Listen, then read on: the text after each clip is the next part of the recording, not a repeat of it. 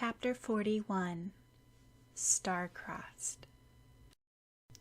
From forth the fatal loins of these two foes, a pair of star-crossed lovers take their life. From Romeo and Juliet, William Shakespeare.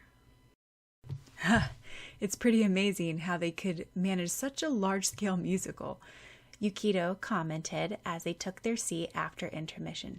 Say, you're surprised by your sister, right? Yeah, I guess. Sakura did give me a surprise, little monster, not telling me about anything about it. Toya grumbled.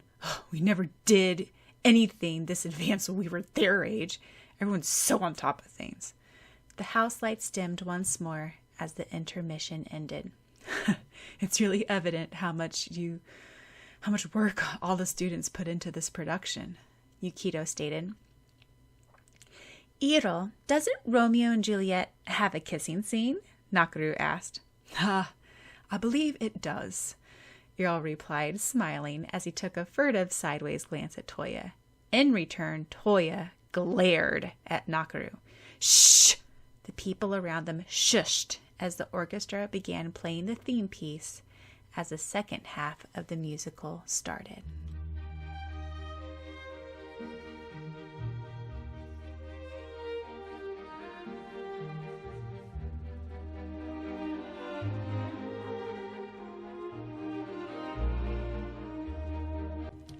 Due to their parents' undying hatred towards each other's families, Romeo and Juliet were forced to meet in secret and were always in danger of being discovered. Miho narrated as part 2 of Starcrossed unfolded. Yet, the precious time spent together were the best moments of Romeo and Juliet's lives. As they realized how much they missed out until then, they had not truly lived until they met each other. I wonder how much longer we're going to have to meet each other in secret. Sakura pondered as she weaved in and out of trees in the old forest. Each tree was hand-painted by the art class students onto wooden boards crafted and sanded by the carpentry class. Clusters of tiny pale yellow flowers were fastened to the crown of her head. Her pale green dress with darker green accents, another one of Tomeo's designs, fluttered in the slight breeze created by the wind machine, a special invention of Kai's. The machine was guaranteed to make cloaks fan out dramatically instead of tingling with the feet. She turned to Syaoran, a.k.a. Romeo. Funny how far we've come. Thinking about it, this is where we first met, when we were looking for the long-lost ring. Yes, and you tripped over your own feet at that time, Capulet. Syaoran replied with a hidden grin. He couldn't help blurting out that extra side comment. Oi! Syaoran has his mind made up to ruin this production, adding in extra unnecessary lines on the script. Just stopping herself from glaring at Syaoran in time, Sakura asserted with an equally mischievous smile. And you lost to a mere girl, Montague. Yeah, I admit, Syaoran said. And I lost my heart to a clumsy, wild, stubborn girl. He wasn't supposed to add those adjectives either. Clumsy, wild, and stubborn. Sakura lost the actual meaning of Syaoran's reply, fuming about this. Strange. Seems as if I've heard someone say something similar before. Shaking her head, she scolded herself. Concentrate on the play. Yet, it doesn't feel like we're acting. All the words I say seem to come so naturally. It's almost scary. Dutifully returning to the script as if reading Sakura's warning's expression, Syaoran said, did you ever think that it might be best to end things at this point? If we look at things straightly, we secretly know it's true that we don't have that much possibility of surviving long in this lifestyle. I'm not really afraid, though, Sakura said dreamily. I can face anything. But maybe we're not meant to be. Look at us, always meeting in hidden places in secret. How long can we keep this up? Maybe if we run off to a far-off land, then we can start anew. To a place where no enmity exists, where we won't have to face each other's hostile families? Sakura sighed. How wonderful that would be. Are you telling me that you'd be willing to leave behind your sheltered childhood, your loving mother, father, family, and all you've known up till now, and face an unknown, strange, and maybe dangerous world? Syaoran asked curiously, almost mockingly, yet at the same time respectful of her determination. You know, maybe I'm foolish, but I'm a bit of an optimist. I believe that eventually everything will turn out all right, Sakura declared. Yes, as long as I'm with you, it will be all right, wherever we are, even if it's halfway across the world, Sakura said with resolution. I wouldn't mind leaving behind my family, friends, and home, if we can be together. No, Syaoran replied with effort. No, that's not possible. Despite how much I would like to evade all the problems and live on my own carefree life, running away from our problems isn't going to solve anything. It'll only increase the boundaries between our two families. Heaving a sigh, Sakura said, Though I love my parents, I sometimes wish that I was never born into the Capulet household. There's no fault in still wishing, is there? Of course not. With an encouraging smile, Syaoran said, I would do anything for you to grant your wishes. If the society makes you unhappy, I would take you off to a faraway land, where we will never have to face criticism and disapproval. Or I would give up my name and family and bow to your father and beg for approval. Chuckling slightly at the sentence, Sakura chided, Don't do that. Or I can just continue to stay by your side and come to your summons at any moment. I'll wait till the end of time to do your bidding. Sakura was surprised at the sincerity of Syaoran's tone.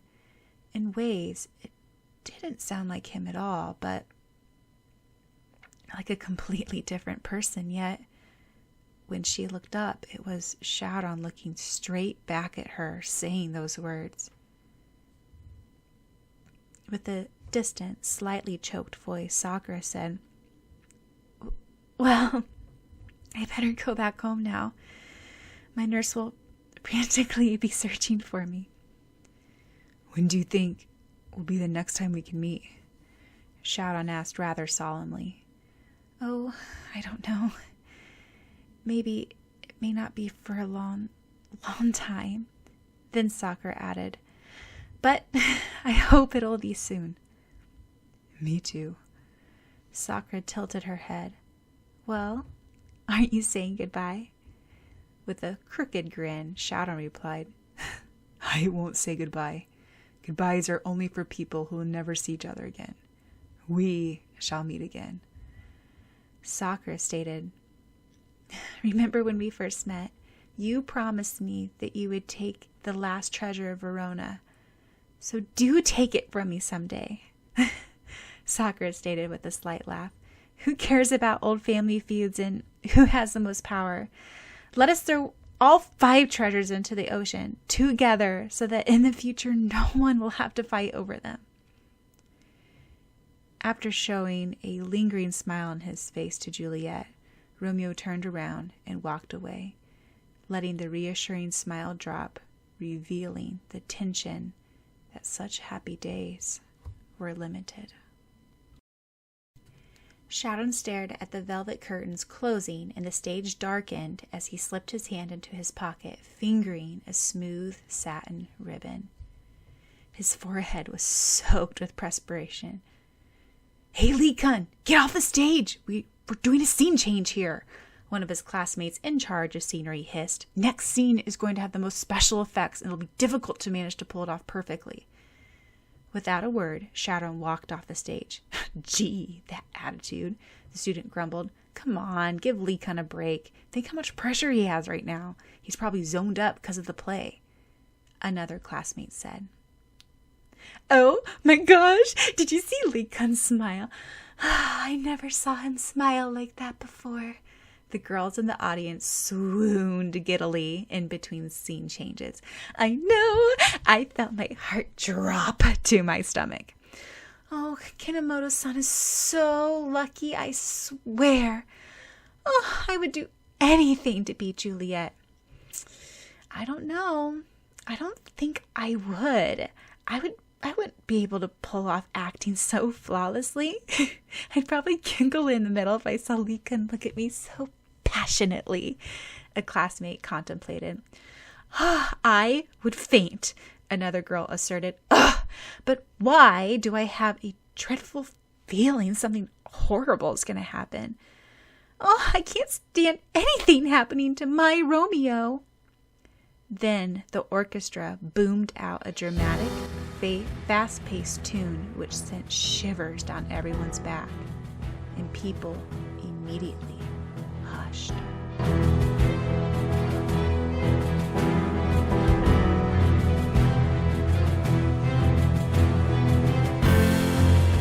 Next was the Tybalt and Romeo confrontation, which was very animated and dynamic, probably the hardest scene to coordinate in the whole production. The Capulets and Montagues encountered their biggest fight yet in this scene. Tybalt and Mercutio were engaged in a vigorous sword fight as Romeo entered the stage shortly after parting with Juliet. To his horror, he found his best friend engaged in a violent duel with his love's favorite cousin. Desperately, Romeo tried to appease both sides, desiring no angriness between their family of his loved ones and his own. Please stop this useless fighting, Syaoran implored to Tybalt, recalling Juliet's love of peace. Why can't we get along peacefully and be friends? Why do we have to breed in fury and hate and spite? Ha! Get out of the way, Romeo, Mercutio called, lunging to Tybalt. You're a coward, aren't you, Romeo Montague, letting your friend who's not even a Montague do the dirty fighting? Oh yeah, I saw you at the Capulet Grand Ball last time, though I let you return unharmed. Such a thing will never happen again. Were you spying on our family then? Tybalt returned. No, you're wrong, Tybalt. I have no enemy between your family. I desire no more hatred between us, Syaoran stated, dodging Tybalt's wild attack. Fool! Tybalt replied. Despite Romeo's attempts to appease the two, Tybalt spontaneously leaped forward with his sword and stabbed Mercutio, who was off guard. This was Takashi's favorite scene as Mercutio, gripping the sword, pierced through his rib. Takashi dropped to his knees and groaned melodramatically. I, an innocent outsider, has been caught between the fight of your two feuding families, and I am a victim of mere foolishness, a plague on both your families.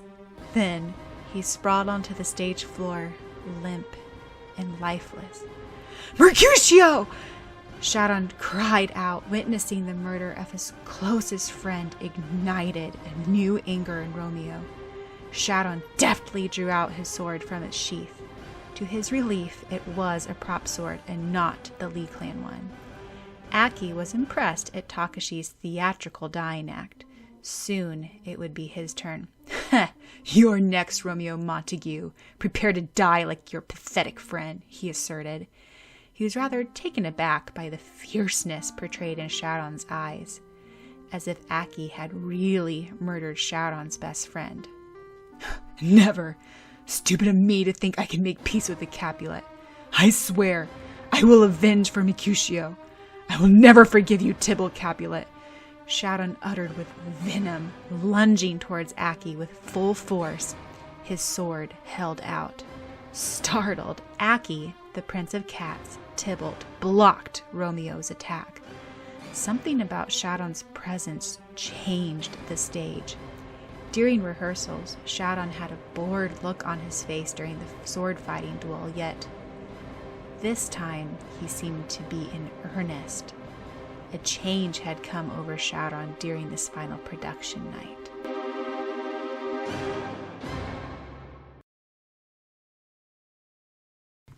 Through a special television and speakers which amplified the sounds captured by the microphones on stage, students waiting in the backstage could watch and clearly hear what was happening on stage. Though Benvolio tried to stop him, Romeo was determined to challenge Tybalt to a duel for avenging Mercutio's death. "Oh my gosh, Likat is scary," the girl squealed, in a dashing way. "He seems like a natural on stage," Chiharu awed. "I never thought he had such potential. I still have this image of him as the princess in Sleeping Beauty." Everyone who attended Tomato Elementary giggled. Fiddling with her deep rose-red dress, Sakura looked away from the television screen. Why did she continue to have this uneasy feeling in her stomach? She had to enter the next scene. Syaoran looked so poised, even though he was worried about some strange force out there. Could she maintain such poise also? The past scenes were not so bad because the acting came so naturally to her, but that was not acting, but living as Juliet. "Ooh, look! Romeo stabbed Tybalt with the sword. Ooh, looks painful," the onlookers observed as Aki sank to his knees, clutching his stomach, where crimson blood was spilling out. The audience gasped, unsure if Syaoran had really stabbed Aki, or if it was just special effect. The gruesome detail was also administered carefully by Mizuki Kai, in charge of all special effects, to make things seem more realistic as possible. The Prince of Verona entered the stage, and seeing the death of Tybalt of the Capulets, the prince angrily condemned Romeo. His voice boomed through the stage. "Romeo Montague shall herefore be banished forever from Verona. Returning or contacting any citizen of Verona will result in immediate execution." Everyone gasped in dismay. The dramatic sword fight and fast-paced action left the audience breathless as they awaited the next scene. Miho narrated. Recklessly, Romeo had murdered Tybalt Capulet to avenge for the death of his best friend Mercutio. In return, he had to bear the consequences and forever exiled from his homeland, Verona. This left Juliet in a torn position.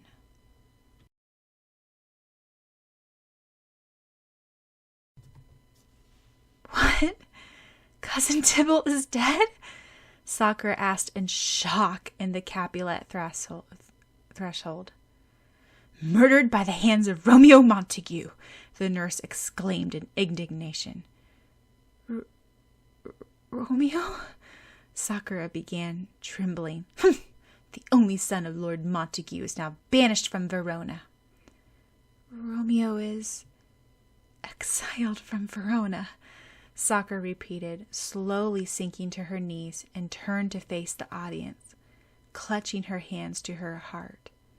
"This can't be. He could never have. Romeo never would have murdered my cousin. And if he's exiled from Verona, then does that mean I'll never see him again?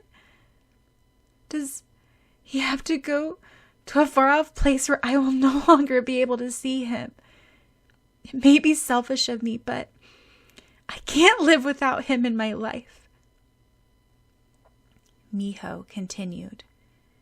Though the rest of the Capulet family believed that Juliet was grieving for the loss of her cousin Tybalt, in reality, Juliet was terrified by the idea that she might never see Romeo again, now that she was banished from Verona.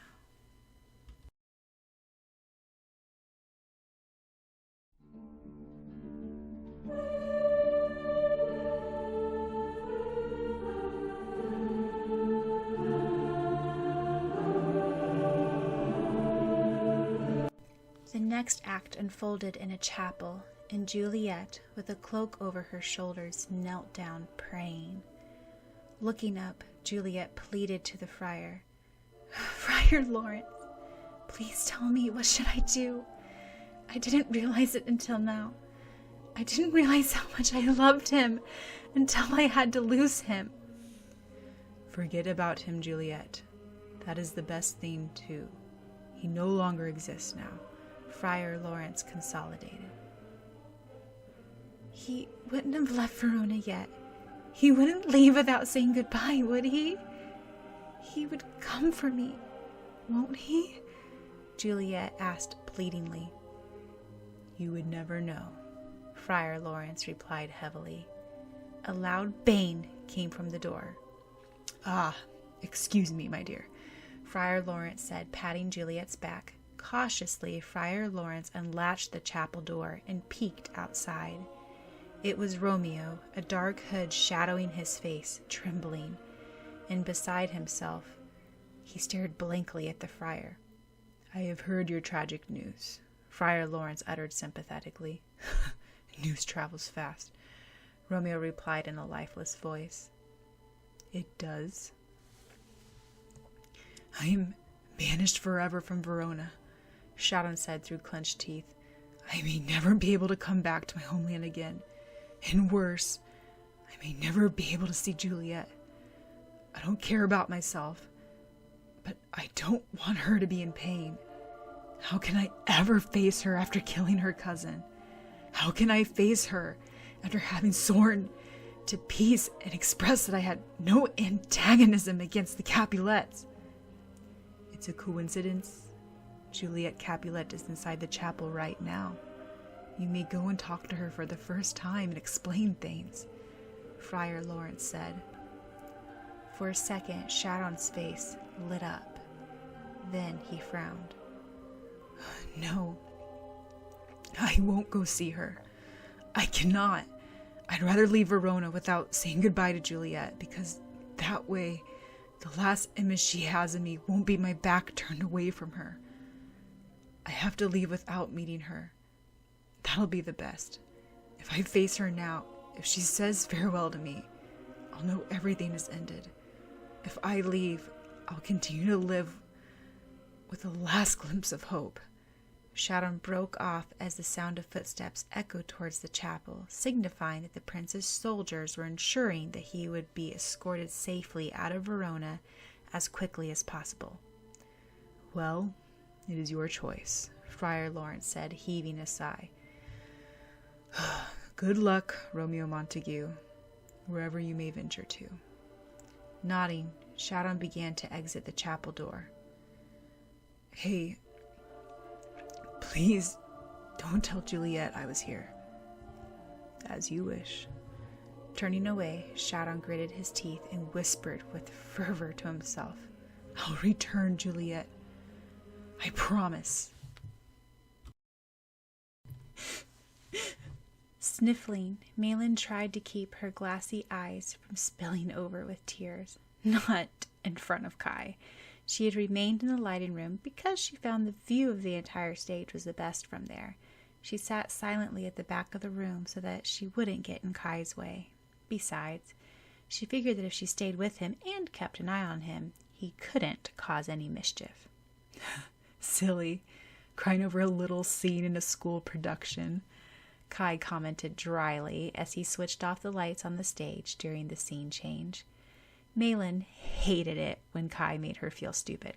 Oh, shut up and focus back on the stage," she retorted.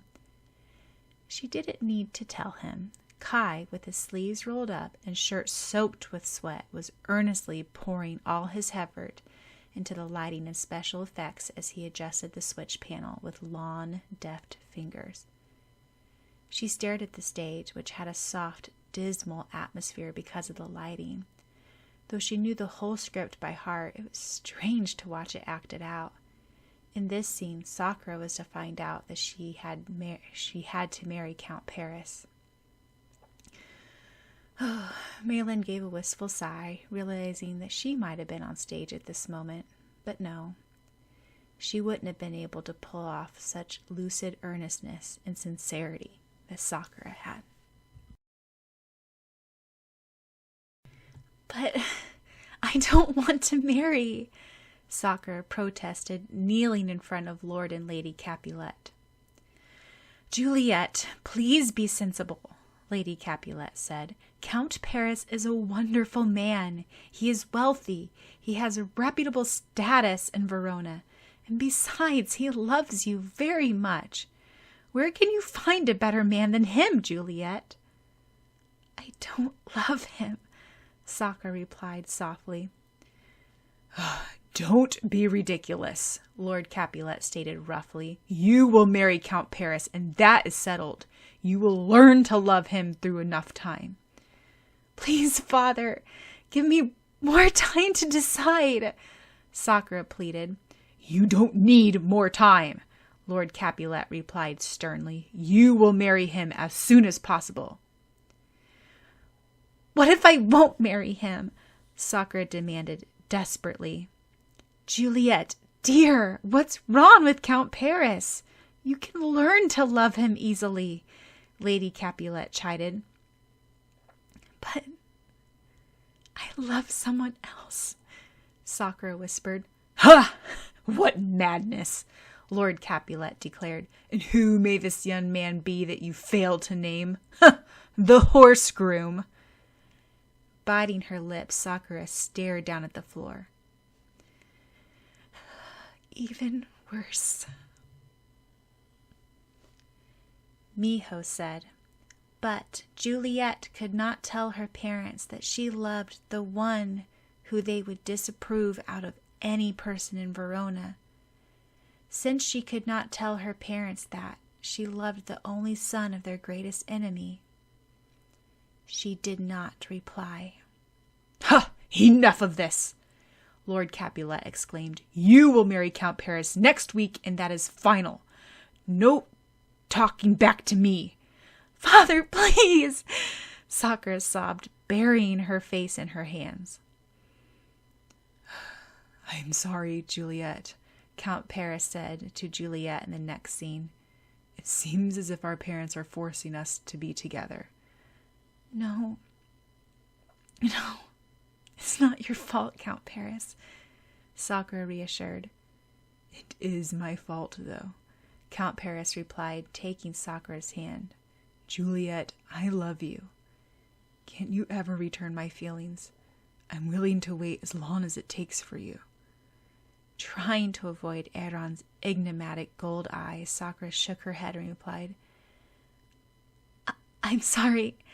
I really am, but... It's okay, Count Paris interrupted, smiling. I want to just continue believing that you will love me someday.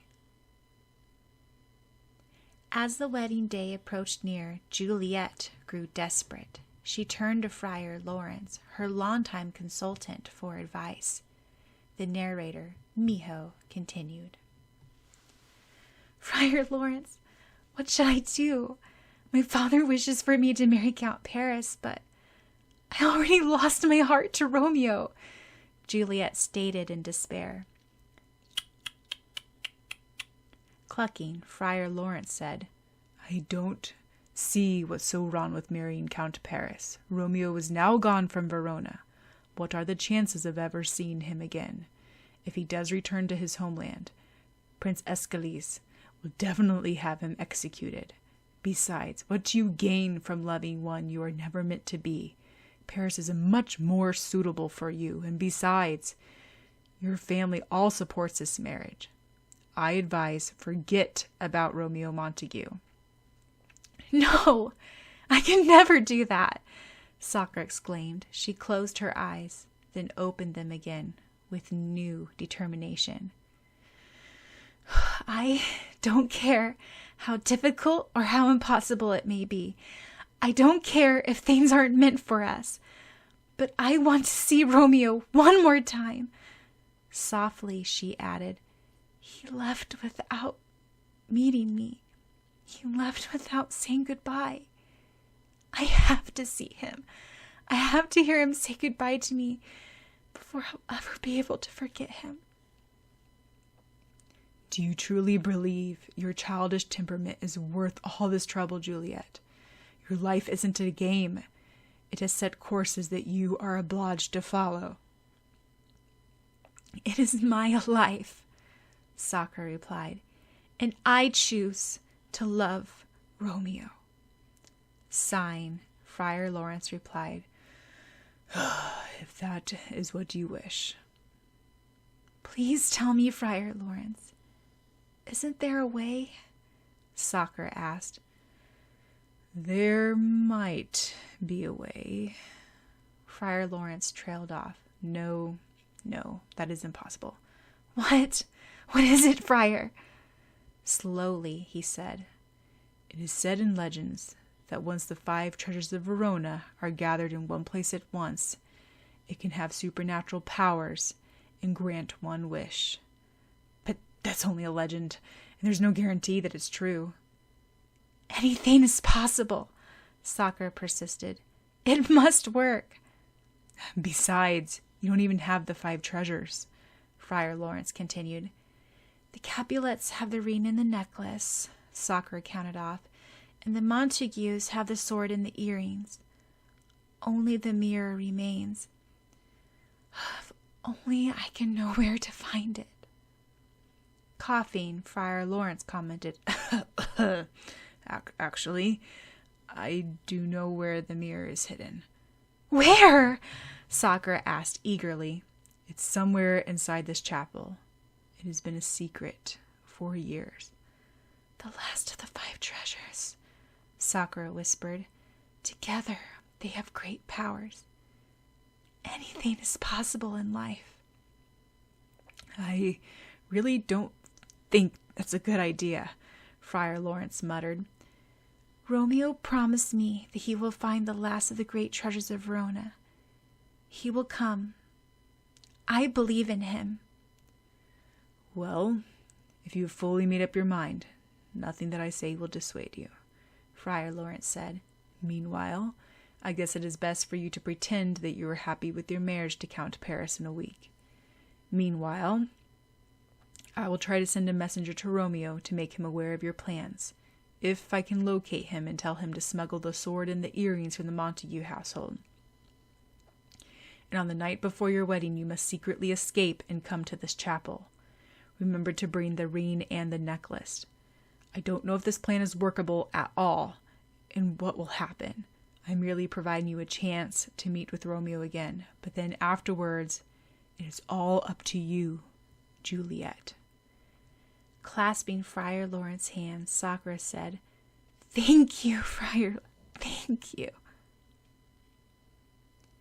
Consequently, much to the surprise and joy of her parents, Juliet seemed to be thrilled about her marriage to Count Paris. Yet she was secretly planning for the escape the night before the wedding. Meanwhile, Romeo, who was in a neighboring kingdom, overheard news of the Capulet's only daughter's wedding to the wealthy and handsome Count Paris. Miho narrated. She was having a hard time not turning around to look at what was going on stage, yet she resisted for the sake of her posture. And finally, it was the night before the wedding. Ah! Lady Juliet is not in her room! The nurse screeched in the middle of the night. What do you mean, nurse? Lady Capulet asked, sinking down into an armchair, face pale. Lord Capulet, a servant came up, kneeling. I am afraid to say, the ring and the necklace have disappeared, presumably with Lady Juliet. What? Find my daughter and the treasures immediately! Lord Capulet roared. The curtains fell, leaving the audience breathless and tense, awaiting the final act. So far, everything had passed flawlessly. Despite everyone's worry of forgetting lines, everyone had managed fine. No dark forces had shown up either. Now is the most challenging part, Sakura thought as she waited in between scene change for the last act to unfold. And I'll have to face Syaoran again. She hadn't seen him since the first scene of part 2. Suddenly, she desperately wanted to see him before they had to meet each other on stage. Yet, he was now waiting for his cue on the other side of the stage.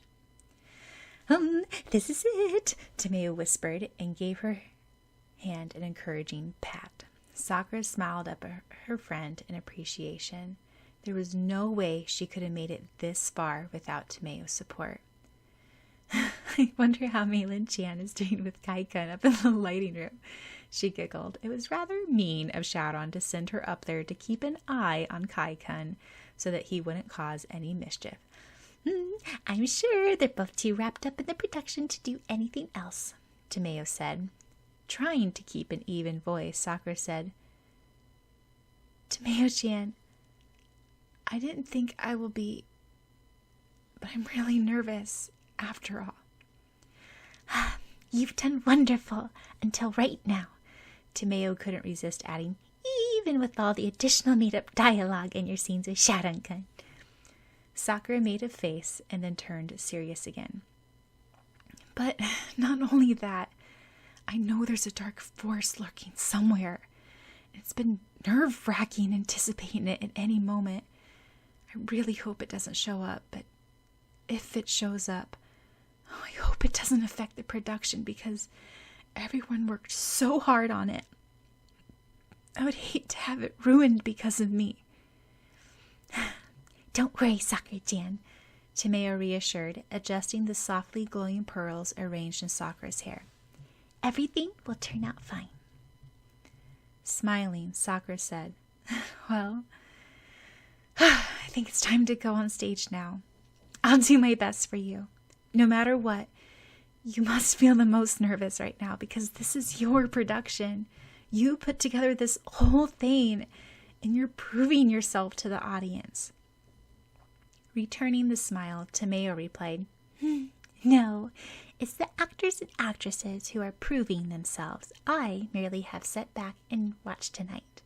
I have faith in everyone, and they all put so much effort into putting this together. I merely collaborated everything. Nodding in appreciation and apprehension, Sakura stood up as her turn approached. Oh, here's the necklace, Tomeo said, handing it to Sakura, who observed it carefully. It was the faux prop jewels ordered for the play, not the real ones. Where had they disappeared? She could swear that Kai hadn't taken one step out of that lighting room yet.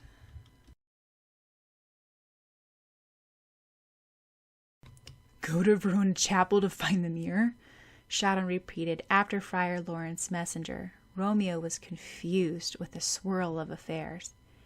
As Romeo entered Verona, he bumped into his cousin, Benvolio. Romeo? What are you doing in Verona? Benvolio demanded. They'll kill you if they catch you here. I don't care, Syaoran replied defiantly. Well, what are you doing here, cousin, in the middle of the night? Oh, haven't you heard yet? Old Capulet's daughter seems to have disappeared, along with the Capulet's 2 treasures of Verona, Benvolio related. What do you mean? Syaoran asked, trying to hide his surprise. Quite shocking indeed, running away right on the night before her wedding to Count Paris. Anyway, Uncle, Lord Montague, became worried, so he sent me to put the Montague's 2 treasures safely in the vaults of Verona Chapel to prevent any burglary. Benvolio held out a gleaming sword in a sheath and a dark velvet pouch which contained the earrings. As far as Syaoran could tell, it wasn't the Li clan sword. What a coincidence. I'm on my way to the chapel, Romeo said. I can take the treasures there for you, if you wish. Suspiciously, Benvolio questioned. You don't plan to take them off and run off somewhere, do you? Laughing, Syaoran scoffed. What do you take me for? I'm a Montague also, you know. Laughing in return, Benvolio handed the treasures to Syaoran. Well, keep safe, and don't stay in Verona too long. You don't know when you'll be caught. Don't worry, Syaoran replied. I'll leave as soon as I finish my business.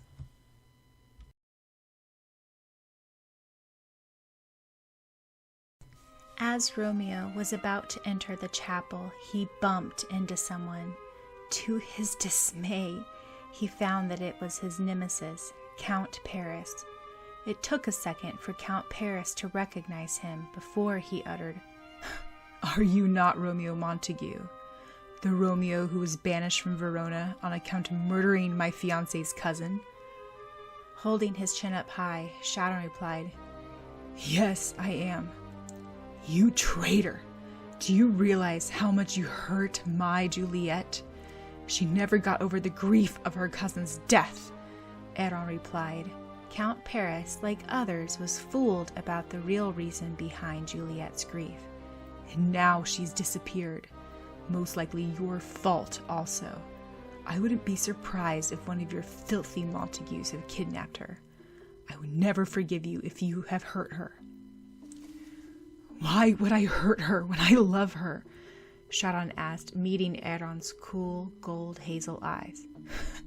Montague has no right to love Juliet Capulet, Syaoran replied in a malicious tone.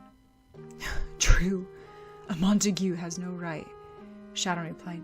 Yet, don't I, not as a Montague but as a man, have a right to love her? No, you do not, Romeo Montague, Syaoran smiled bitterly. Don't you understand? You two are not meant to be. You will only succeed in making her unhappy. Accept the fact. It is written in the stars that you two will never work out. Either way, you will lose. No, you're wrong. Syaoran looked up and replied defiantly. I will win either way. I have learned to love. I have learned what life is. Juliet has taught me to love, and nothing can take that away from me. Bastard! The only one for Juliet is me, Syaoran shouted, lunging at Syaoran. Deftly, Syaoran blocked a little more violently than necessary. For some reason, though it was only a production, he was feeling furious at Syaoran. In return, Syaoran swept out his sword from his sheath and slashed at Syaoran, slicing the edges of his black cloak. The audience gasped at the sound of ripping cloth. Syaoran returned the next blow with his sword. The next few minutes involved a series of intricate sword moves between the pair. Each sound of clashing metal made the audience cringe. Look here, Paris. I really don't want to fight with you, Syaoran called out haltingly, ducking a blow. Smoothly, Syaoran said, Do you realize how much more I can give her? I have wealth, acknowledgement from her parents, status, and the capability to give her everything she will ever desire. Meanwhile, you, Romeo Montague, are in exile, the son of her parents' deepest enemies, and can bring her only misery. Tell me, what can you offer her? Staring back, rueful amber eyes, Syaoran replied quietly, ceasing his attack. Only my undying devotion, body and soul. Is that too little? But can't people still be happy just having love? No, it's not enough, Syaoran asserted, his temper at an end, and slashed down brutally with his sword. Great, now I have to pretend to be stabbed, Syaoran contemplated. Oh, how humiliating. If this is real life, I would never let Syaoran stab me. Never. I will never lose to Syaoran. The audience gasped as Count Paris's sword sunk into Romeo's side. Footsteps were heard. For a second, Count Paris stared at Romeo, crouching on the ground, clutching his side, while staring at him with wildly angry eyes. Then he sheathed the bloodied sword and stumbled back. Footsteps came from the background, and Count Paris fled into the chapel. Friar Lawrence came panting and bent over Romeo. Romeo, what has happened? Moaning, Syaoran leaned on the hilt of his sword and stood up. In a strained voice, he said, "Ugh, I'm fine, Friar Lawrence. It's merely a scratch." Shaking his head, the friar said, "Really, I am uneasy about all of this. Are you certain that you will be okay?" Pushing away the concern, Syaoran asked, "Where's the Mirror of Verona?" "It's somewhere in the furthest wing of the chapel," the Friar Lawrence replied. There were more footsteps from the outside. "Hurry, go inside. I think the Capulet men have arrived in search of Juliet."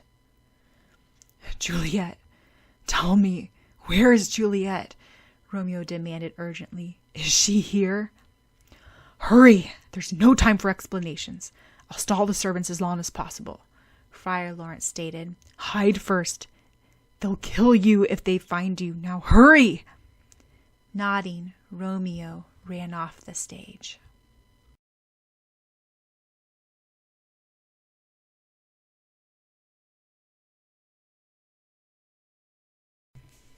In another part of the chapel, Juliet awaited Romeo, having finally discovered the Mirror of Verona. Set on a round stone table covered with a scarlet cloth was the mirror, covered by a dark cloth. Beside it she had laid the ring and the necklace. "Juliet," came a voice from behind her. Sakura turned around eagerly, then gasped in dismay. "Count Paris! I didn't realize you'd be here." "I'm sorry. You were expecting someone else, weren't you?" Syaoran asked bitterly. "Well, at least I'm reassured that you're safe. You don't know how worried I was. Your whole family's frantically searching for you, Juliet." Hanging her head, Juliet whispered, "Count Paris, I feel as if I have to tell you this, but I can't marry you. I love another person. I'm really sorry." "Don't be sorry," Syaoran replied. "I knew you didn't love me. I thought maybe you could love me, but that was only fooling myself. Yet, at the same time, you know that you can never live happily with Romeo Montague. You two are star-crossed lovers." "Well, we'll defy fate then," a third voice came. Syaoran entered boldly with no trace of his wound. His cream-colored linen shirt was not rumpled at all, and his midnight blue cloak with gold trimmings not dusty. "We meet again," Syaoran said bitterly. "Too bad. I was quite sure that I killed you." "Move away. I have no business with you," Syaoran stated, staring only at Sakura, who looked nervous and anxious with her golden brown hair hanging loose around her face. Her emerald eyes were bright to the otherwise dim lighting of the stage. "Well, I do," Syaoran replied. "In fact, I have two unfinished businesses with you. Firstly, Juliet is mine. And secondly, your life is mine also." Wildly, he brought his sword down at Syaoran in full force. With a quick strike, Syaoran lashed out his fist. Syaoran dropped his sword. With his other fist, Syaoran knocked Syaoran unconscious. Panting, he stared at Syaoran sprawled over the ground, his dark violet cloak fanned out. "Did I punch too hard? I hope I didn't really knock him out." "Oh well, Syaoran is tougher than that." Then Syaoran turned to Sakura. "Juliet?" He trailed off, feeling his heart thump.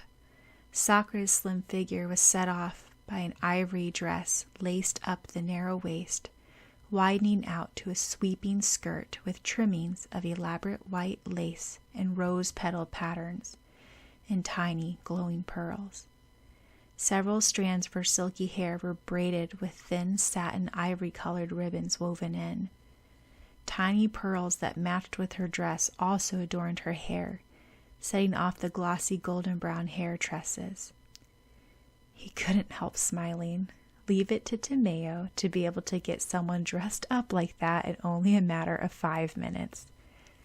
though he had seen Sakura wear that gown several times during dress rehearsal. It seemed that it had required some more yards of lace and trimmings overnight. Only Tomeo was capable of pulling off such a fantastic design without losing the elegance and natural grace. Sakura looked more dazzling tonight than during dress rehearsals because the overall effect was not the same as the actual opening night, when every single detail was administered to. Of course, Sakura's outfit was highly impractical for someone to actually have to run away in, but who cared? She was beautiful.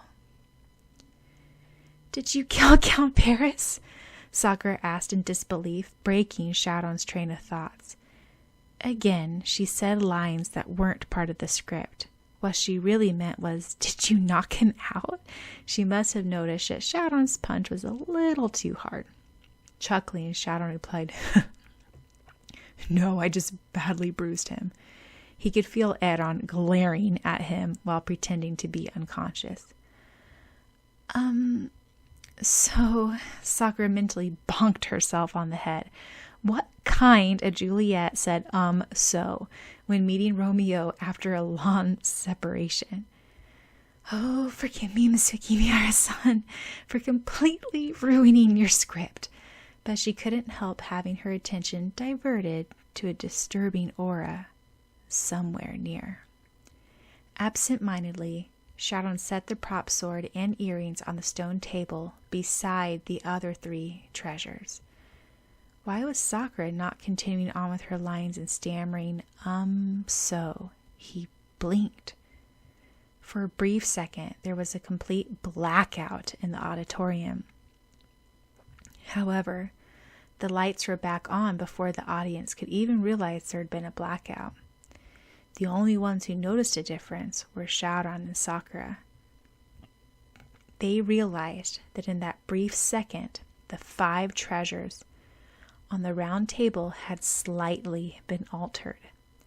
It didn't take much effort to recognize the sapphire ring, the diamond necklace, the Leekland sword, the mirror of truth, and lastly, one unfamiliar piece of jewelry, the pigeon's blood ruby earrings. During the brief lights out, the fake ones had been replaced with the real ones.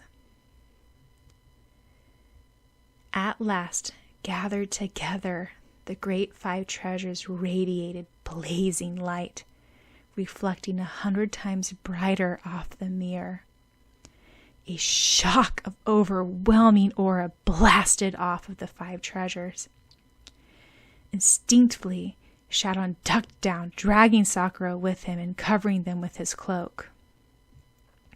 "No matter what, don't look in the mirror," Syaoran shouted, forgetting he was on stage. "Remember what happened last time." Completely shielded by Syaoran's cloak, Sakura gathered her thoughts. "There's a strange aura from the mirror, isn't there?" Sakura asked, "like a dark forest gone wrong.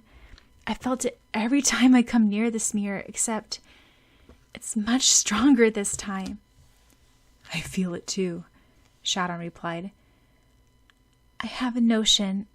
The only way to solve the mystery is to enter the mirror," Sakura mused. "Let's go in." She struggled to stand up, then collapsed back into Syaoran's arms because he was still holding onto her. "You expect me to follow your plan and enter in with you, don't you?" Syaoran scowled, though Sakura could not see it because his cloak was covering half of his head. "Of course," Sakura chuckled to herself. She could sense that Syaoran had a scowl on his face. Heaving a sigh, Syaoran questioned, "And what will you do if you get trapped in there and get separated again?" "Well, I trust you will come find me," Sakura replied, her voice muffled into Syaoran's chest. "And how?" he demanded, slightly releasing his grip on Sakura, realizing he was choking her. "Remember? I gave you my good luck charm." Sakura grinned, standing up, then gazed straight into the mirror. For a second, she was greeted by a reflection of her face and Syaoran's in the background. Then she was standing in a dark corridor.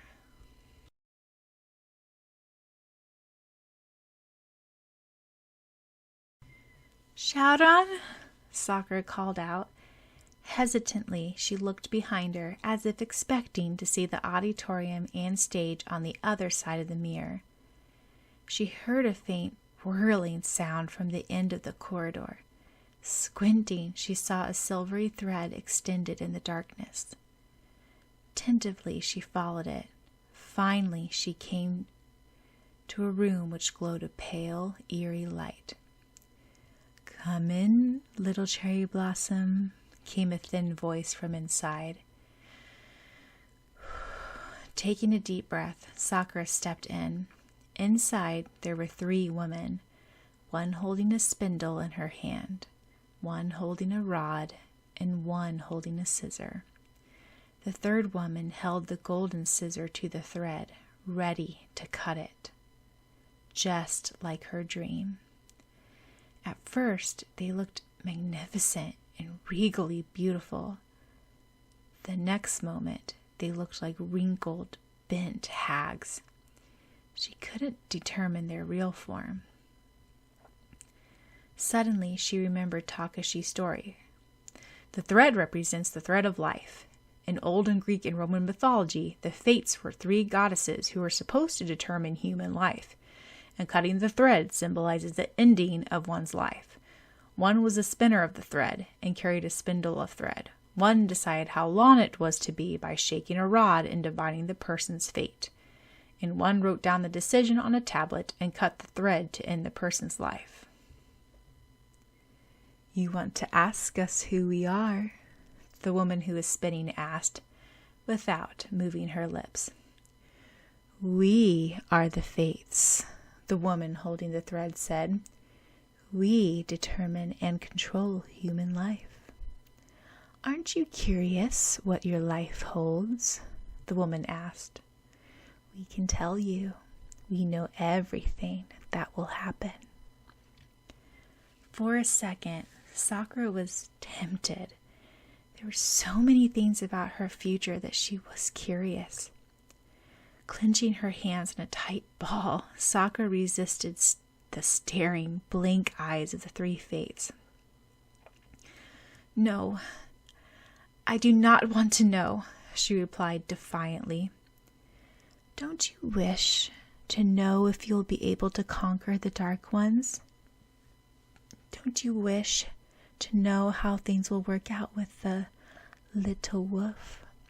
We can show you the ultimate powers of fate. We control everything." "No, you don't," Sakura replied obstinately, pushing down her secret desire to find out if she would indeed be victorious over the Dark Ones, and if Syaoran indeed was her destined one. I don't know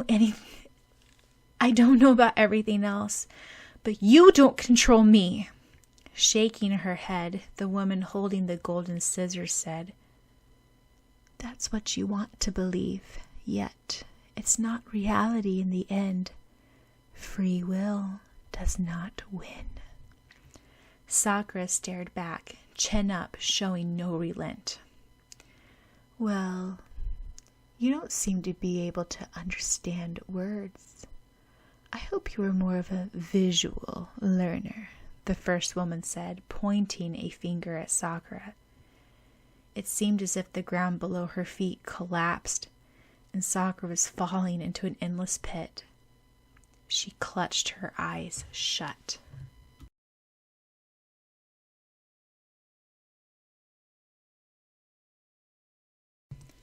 When she opened them once more, she was flooded by an orange light. The overwhelming sun scorched her skin. Slowly, she stood up, brushing dust off herself. Her throat was parched. Where was she? It didn't seem like she was in the mirror anymore. Squinting because of the flooding brightness, she gazed into the distance. All around her was desert. In the distance, she saw triangular figures projected up into the reddish sky. Pyramids. She remembered studying about them in ancient world history. The Egyptians were able to build the greatest structures, even unknown to modern world architects, without the aid of technology and special equipment. Sakura shook her head ruefully. Her history teacher would be proud that she remembered so much. After all, her father was an archaeologist. Yet, the problem was, what was she doing in such a place? Where was the Seiju Junior High Theater? Where was Syaoran?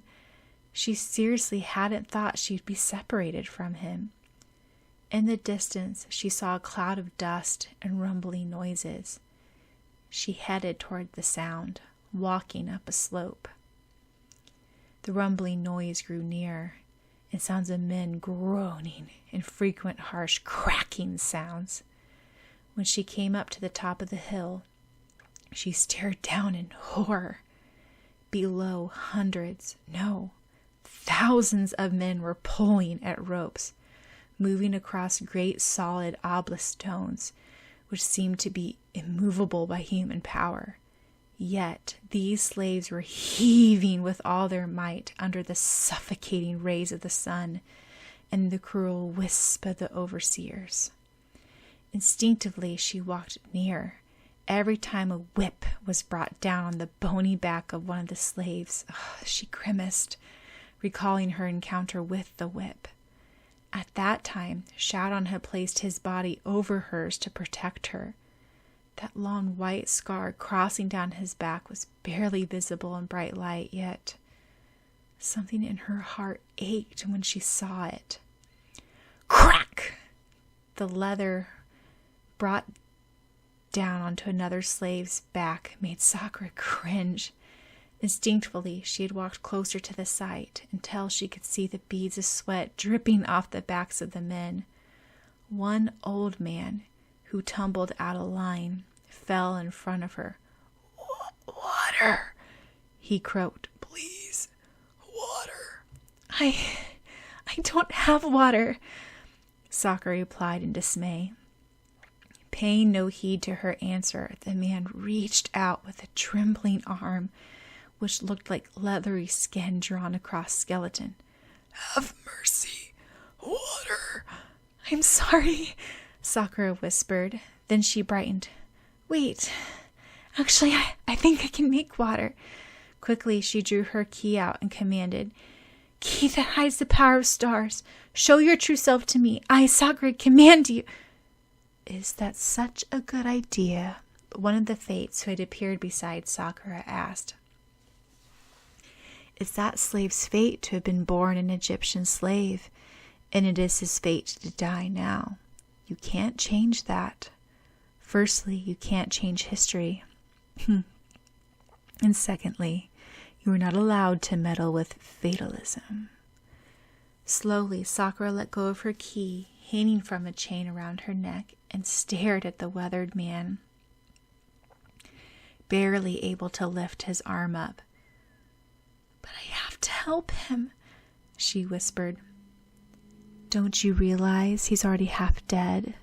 You're not supposed to be visible in the past, but this man is in a hallucinating state right now, and being at the brink of death, he can make out your form."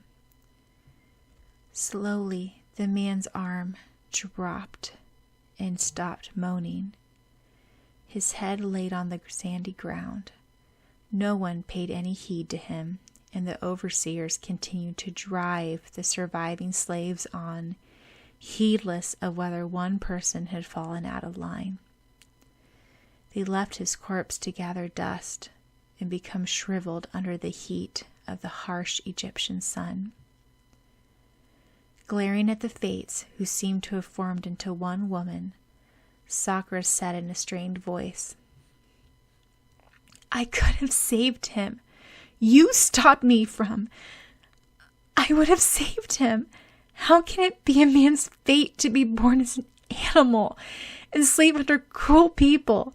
How can a man's fate be to toil away under a boiling sun for endless miserable days just to die? You're an extremely dense girl, aren't you? The three women said, now speaking in one voice, told her.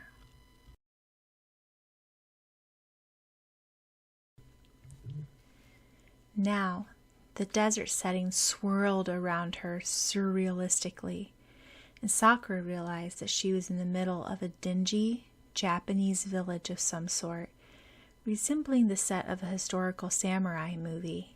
It was definitely not modern day. She realized the uneasy, tense atmosphere and the emptiness of the unpaved streets. A little girl in a ragged kimono too large for her was picking wilted flowers. Quickly, an older boy rushed out into the street and grabbed the girl's hand. The girl was likely to be his little sister. At that moment, an arrow from behind came and pierced through the boy's back. He didn't utter a sound, though his little sister's eyes were rounded in horror. It was set off by a troop of Japanese warriors riding on magnificent horses, holding up arrows and blazing torches. Another sizzling arrow came, and the boy, barely able to stand, blocked his sister.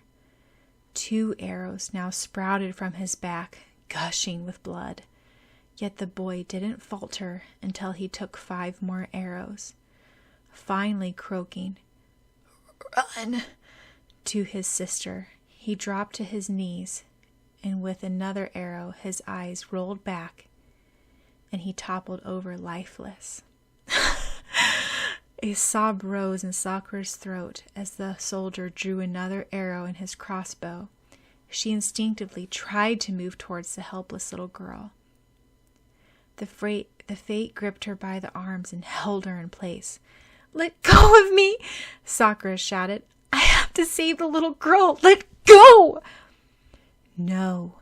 How many times do we have to tell you? You cannot fight against fate. It is the same of the little girl, and it is inevitable. Don't think anything you can do will change it." "I don't care. I'm going to save her. Who cares about fate?" Even as she said this, the soldier let go of the arrow in slow motion, which pierced through the little girl's head. She toppled over on top of her brother. The soldiers moved on to setting fire to the entire village. In a matter of minutes, Sakura was surrounded by a blazing pyre, and houses were reduced to ashes. Occasional shrieks and groans were heard throughout the village, and the soldiers moved through, trampling and destroying everything in their path. It was one thing to read about it in books or see it in movies, but it was another to see it actually happen before her own eyes. "It's only a village raid in some little town in the old empire," the Fate explained mildly. For some reason, that boy had reminded Sakura of her brother, and the little girl of herself. Though dead, the little girl's hand was still clutched around her brother's. She couldn't see clearly, partly because of the thickening smoke from the fire. It was also partly because her eyes blurred with tears. Sakura demanded, "Why are you showing all of this to me? Why does this all have to happen?" "You know already why. So do you finally submit to the divine powers of destiny?" the Fates asked. "Never!" Sakura exclaimed, breaking free of the Fate's grasp, and began running blindly. Anything to escape from human misery and despair. The Fate stared grimly at Sakura, and once more on the setting distorted. "You're smarter than that. You know you can't run away, Cherry Blossom."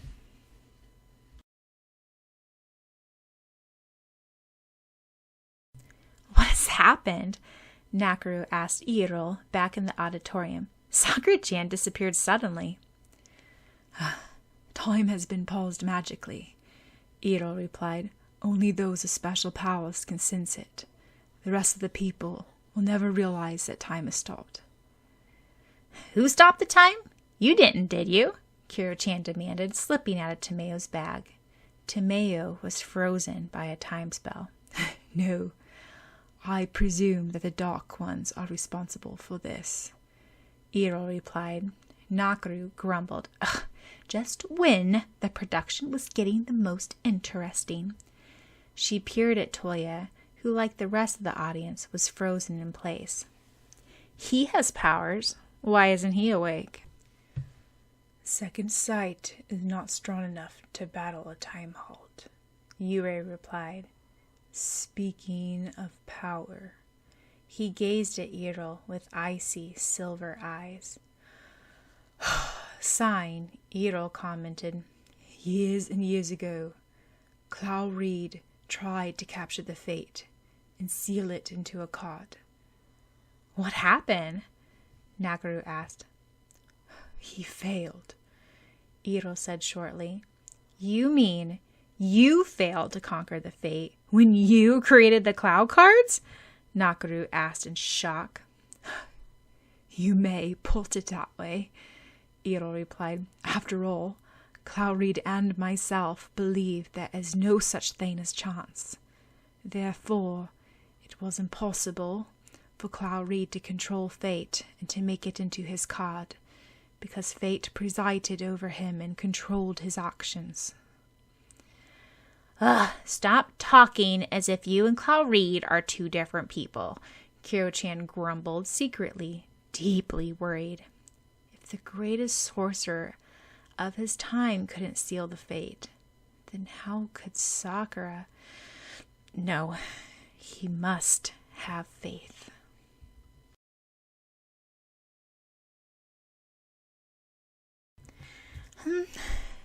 Do you think they'll be able to overcome this dark force? Erika asked Aaron, who slipped backstage and was rubbing his temple. Who knows? They've surprised us a great deal so far, he replied ambiguously after recollecting his thoughts. That bastard Syaoran had punched him too hard, and he had a throbbing headache. Even so, their parents couldn't overcome the fate, Erika replied demurely. Nobody can. With a slight frown, Aaron fingered his left earlobe, missing his usual ruby stud earring. Erika's hand flew to her right ear, realizing that her earring was also missing. She hadn't even noticed because of the chaos of the production and keeping track of the dark force. How? Don't ask me, Aaron answered shortly. The bastard Mizuki Kai. We better keep an eye on him.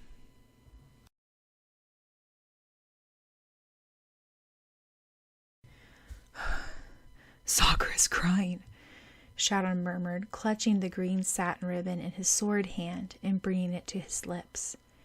He stared blankly at the twisting, contorted surroundings with a faint recollection of having witnessed battlefields, floods, famines, and fires, yet, numb to it all he cared about was to find Sakura. There was a pounding on his head, and he had to steady himself before blinking and finding himself in a pretty garden with the sun shining high overhead. This was a sharp contrast to the destitution he had seen previously. What was the intention of the fate? Staring up at the tallest tree, Syaoran realized that a girl, around 16 or so, in a blue and white sailor uniform, was balancing herself on the highest branch. Her long violet hair waved in the breeze, and she was gently clutching a tiny bird to her chest. Nadesico-chan, come down this instant! You're going to fall! Yun Sonomi called out from the bottom. Carefully setting the bird in its nest, Nadesico waved her hand and smiled. I'm all right, Sonomi-chan. I'm coming down. At that moment, her foot slipped, Syaoran covered his eyes with his hand as he heard a shrill shriek, then a thud. Hesitantly, he opened his eyes again, then grinned lopsidedly. Nadezhko had neatly landed on a man in his early or mid-20s, his glasses slightly lopsided, his suit rumpled, and his auburn hair tousled. Kinomoto Fujata. Sakura had once told him that her mother had first met her father when she fell out of a tree. He had seen his father's view this scene the last time he was trapped inside the mirror of truth. The man with glasses smiled kindly and said, "I thought an angel fell from the sky." Nadezhko stared up with round emerald eyes. Then a soft smile curved on her rosebud lips. Yet Syaoran's attention was diverted. A little way off, behind several close set of trees, stood a young man with solemn azure blue eyes, with his arms folded across his chest. He closed his eyes, seeming much wearier and older than his 19 or so years.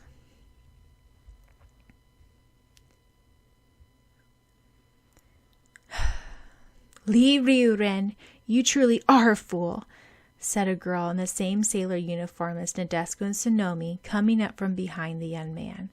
Her long, luxurious mahogany hair was pulled up into a high ponytail. "Make things up with Nadezhko. It's not too late, you know." Reopening tired eyes, which seemed to have lost some of the usual fire, Ryuren replied, "Doesn't it matter anyway? It's all over now. We haven't spoken since that final confrontation last against the dark force. I've completed my mission, and Nadezhko will safely keep the cloud book until the next card master or mistress is chosen. She believes I despise her and thinks I've returned to Hong Kong by now." "Well, why haven't you gone back yet?" Mizuki Miara demanded, hands on her hips. "Where? Do you mean home?" His old cynical mocking smile masking over his face, Ryuren said, "I do wonder. Why haven't I gone back yet? Why can't I leave Japan? Why am I lurking around, hoping to get one last glimpse of her? Tell me, Miara, why? Why am I such a fool?" Her eyes cast down, Miara replied softly, "You still love her. You're lying to yourself if you think you don't love her." Leaning against the tree trunk aggressively, Ryuren replied in a cutting voice, "Love her?"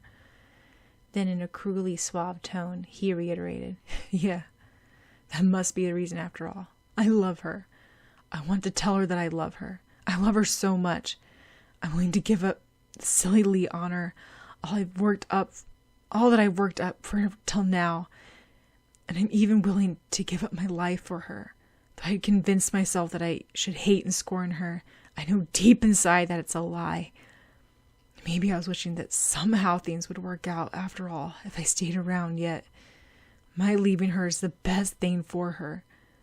I'll disappear from her life, leaving no trace in my existence, for I have to give up my soul for her happiness." "Do you truly think you can let her go?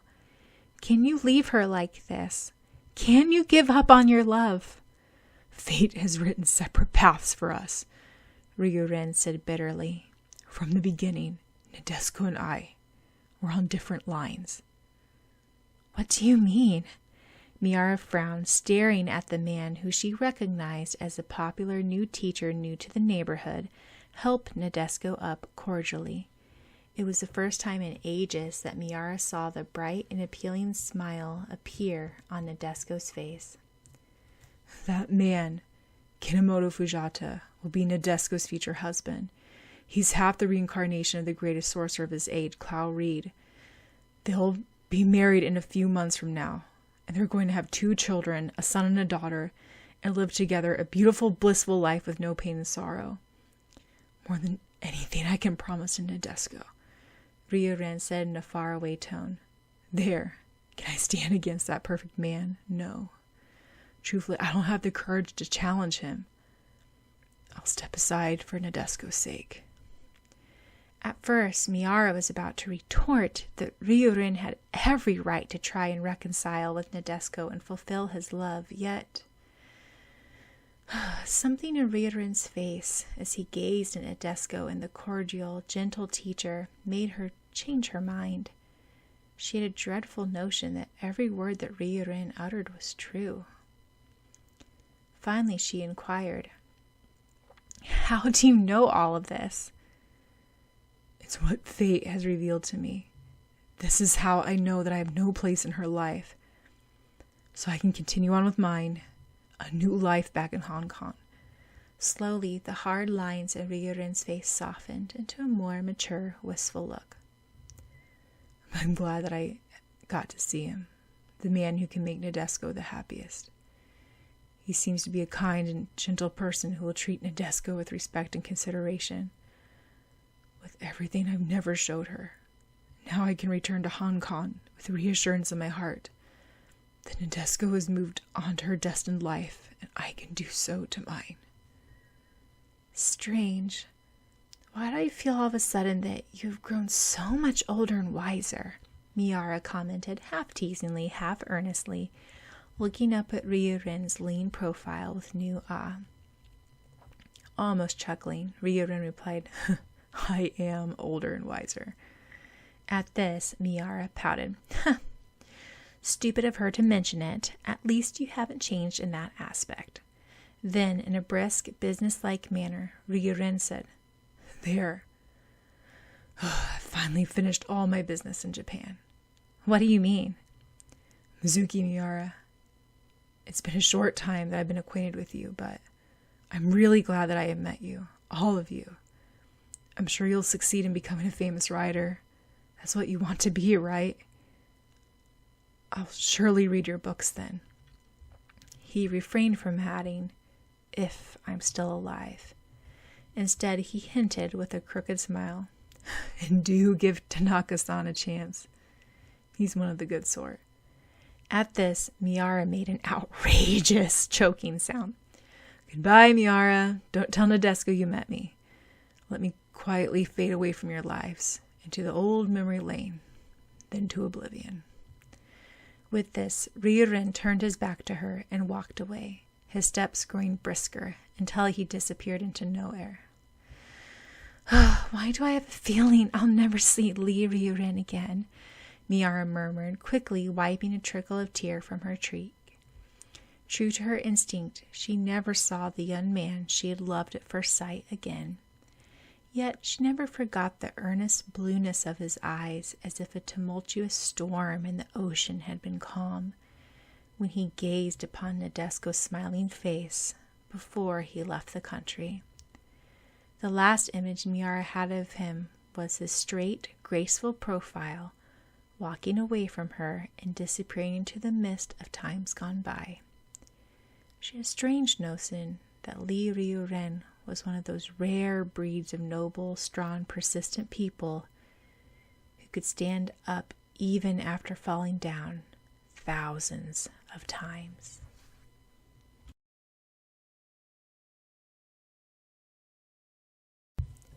You're a bit of a less emotional type than the cherry blossom, aren't you? The fate asked Syaoran, as the Tomata neighborhood 22 years ago faded away. I never saw a person who could learn about his father's broken dreams without flitting an eye. His lips set in a grim line. Syaoran refused to answer. He hadn't let his calm expression slip a moment, yet he wanted to scream, "Father!" though his voice wouldn't come out. Or maybe you're trying to look brave on the outside and keep all your true emotions bottled inside. The fate continued to mock. Either way, you seem to accept the words of fate without a fight. Obedient like your father. Good for you. You must be a little smarter than the girl. The girl. The girl. They mean Sakura.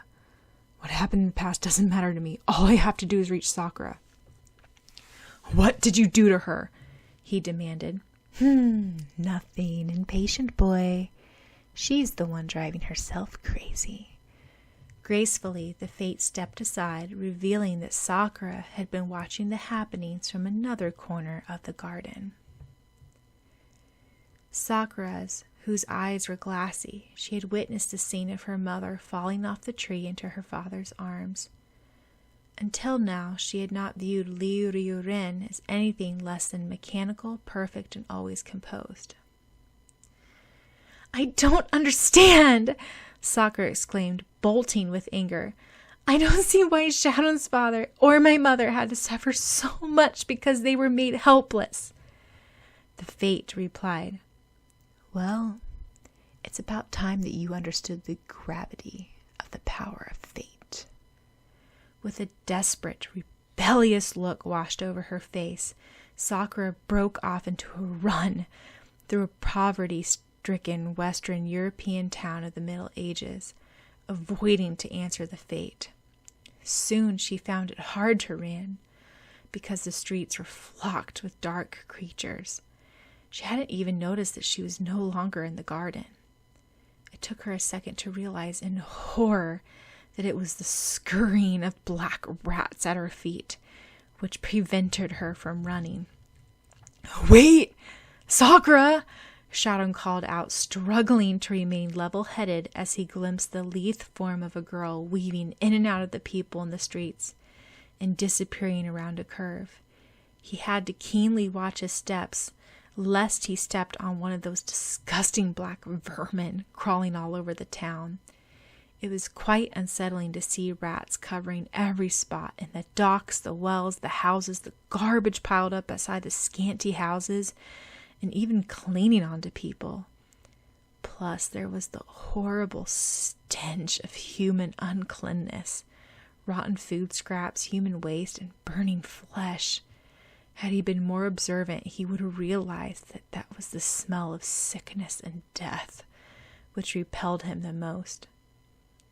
A trickle of sweat rolled his forehead as he tried to immune himself to the sound of wails and shrieks in the background.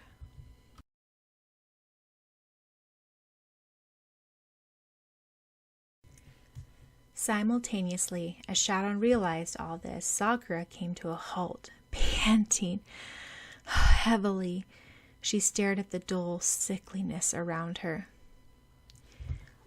Monsieur! Monsieur! A beggar girl around Sakura's age, maybe a little older, whose cheeks were hollow with hunger, clung onto the cloak of a gentleman with a grand mustache, who was about to enter his coach. Please!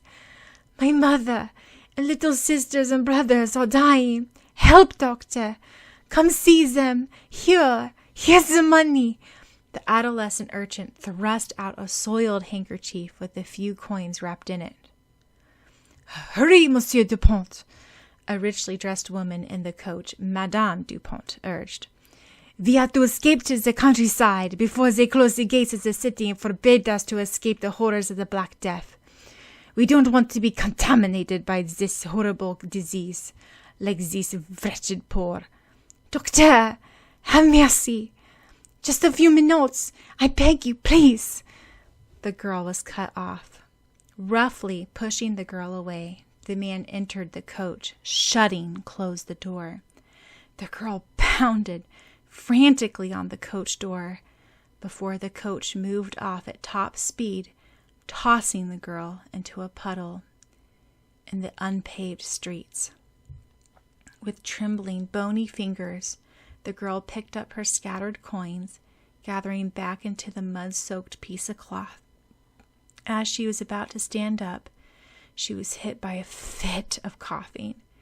It was painful to even hear the hollow cough, which came from the lungs. Looking closer, Sakura realized that the girl was coughing up lumps of blood, and her face was feverish, blotchy red. Sakura was about to offer her a clean handkerchief before she remembered she didn't even exist in a world and couldn't be seen.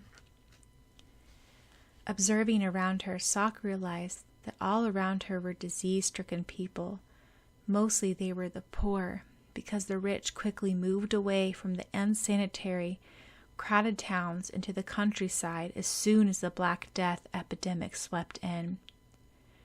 Her brother wasn't a pre-med student for no reason.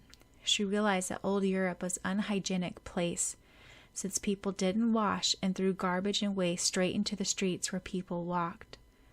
Plus, towns were overcrowded with people and became breeding places for rats, who spread disease around at rapid rate. Off in a corner off the street was an infant being bitten to death by the horrid black rats crawling all over the streets. The desolation conditions sent shivers down her spine. Then she heard the beggar girl convulse into another fit of coughing. She had to do something. Out of all these devastated people, she was the only one who had the power to. Instinctively, she reached for the heal card. She raised her staff head, ready to strike down on the heel. There was no reason for human lives to be taken after so much suffering when it could be prevented. Don't do it. A strong hand gripped her wrist, releasing her hold on the staff. Sakura swerved around to see the calm, emotionless amber eyes of Syaoran. When had he found her? Then she tried to wrench her hand out of Syaoran's iron grip. No! I'm going to save these people. They're dying, don't you see? Let go of me! The groans of the people became a sickening reality and urgency for her. Syaoran was startled to see the tears streaming down Sakura's face. But Sakura didn't seem to be aware that she was crying. Frantically, Sakura tried to struggle to release Syaoran's hold on her. I have to save these people. I have the power to do so. I have the heal card. What's the point of having special powers and not being able to use it when I really have to? Have power just for the sake of power? I don't know about you, but I can't watch people suffering when I know I can prevent them from pain. For the first time since she received her magic staff, Sakura realized the extent of the burden of great power on her back. Sometimes it was useful to have power for her own benefits, yet at other times she realized that such special powers were not endowed upon to use so selfishly, and that since she had the ability to accomplish things beyond regular people's skills, she had to take up such responsibility. She could no longer sit back and watch things happen. She had to take action. Suddenly, Syaoran's direct words broke her stream of thoughts. Stop it, Sakura! Get a grip! Syaoran had to hold Sakura with both arms to keep her from breaking free of him. He had never seen her this outraged or hysterical before. It must be painful to have such a compassionate heart as hers, to not only feel your own miseries, but to feel everyone else's, grieve and cry and despair over other people's anguish. What can I do for you? What can I say to comfort you, Sakura? Nothing but blunt words, nothing but cold facts, nothing that can make her smile. I feel pain and sorrow too, but I keep it all within me. He bit his lips. I'm sorry, Sakura. I'm sorry. Don't reproach me and scorn me. For this is the only way I can be. In a level voice, Syaoran told her, It's useless. You know you can't change these people's fates. It's written down in their history. You've read the books about the plague. It's not your role to meddle with it. You can't use the heal card to save their lives. First of all, you don't exist in this world. Not to mention, even if you did, you probably still don't have enough power to save all these people's lives. Plus, you can't change history. Abruptly, Syaoran released Sakura, who was shaking uncontrollably. She unwillingly submitted to him and didn't try to use the heal card again. Yet, Sakura stared up at Syaoran with furiously blazing emerald eyes. Why did you stop me? Maybe I can't save them all. Maybe it's not my role to meddle with their fate, but don't you believe in effort? You're no different from them. This was implying the fate in the Dark Ones. Don't you feel pity and outrage at the unfairness of life? Weren't you the one who believed that all people deserve to have some control of their lives? Or are you just a hypocrite who says big words and yet is a coward inside? I have a clear sense of my own limits and what can be done and what has to be followed. There's some things we can do to try to prevent, and some things that can't be helped with our powers, Syaoran replied coolly, which infuriated Sakura even more, because she didn't recognize that the coolness came from his efforts not to break down also. Besides, it may be selfish, but I have enough trouble keeping straight my life without having to take account of the millions of people in the world. Oh, I should have known that you would always put yourself first priority, Sakura said with equally icy coolness, despite the quivering in her voice. Isn't that human nature? Syaoran asked daintily. Selfishness? Being content and thankful for your own happiness? Well, you're not even human, Sakura lashed out. Right before Syaoran looked away, his golden brown eyes with dark eyebrows furrowed down reflected brief hurt at her words. It was instantaneous, but Sakura didn't miss his change of expression and immediately regretted her unintentional harsh words, which she did not truly mean. Out of anyone, she knew how truly unselfish Syaoran was. Out of anyone, she knew that he was not a coward. Out of anyone, she knew how caring he was. For a second, she expected him to strike her or lash out back at her. Sakura believed that she deserved it because she had no right to judge another person when she herself was not perfect. Inside, she knew perfectly well that Syaoran's words were true and that she was obstinately trying to cling onto illusions. She probably could not save the entire village from disease and poverty. She could not change history, and she was overly wrought up and not thinking clearly. Sakura cringed as she felt Syaoran's hand on her shoulder.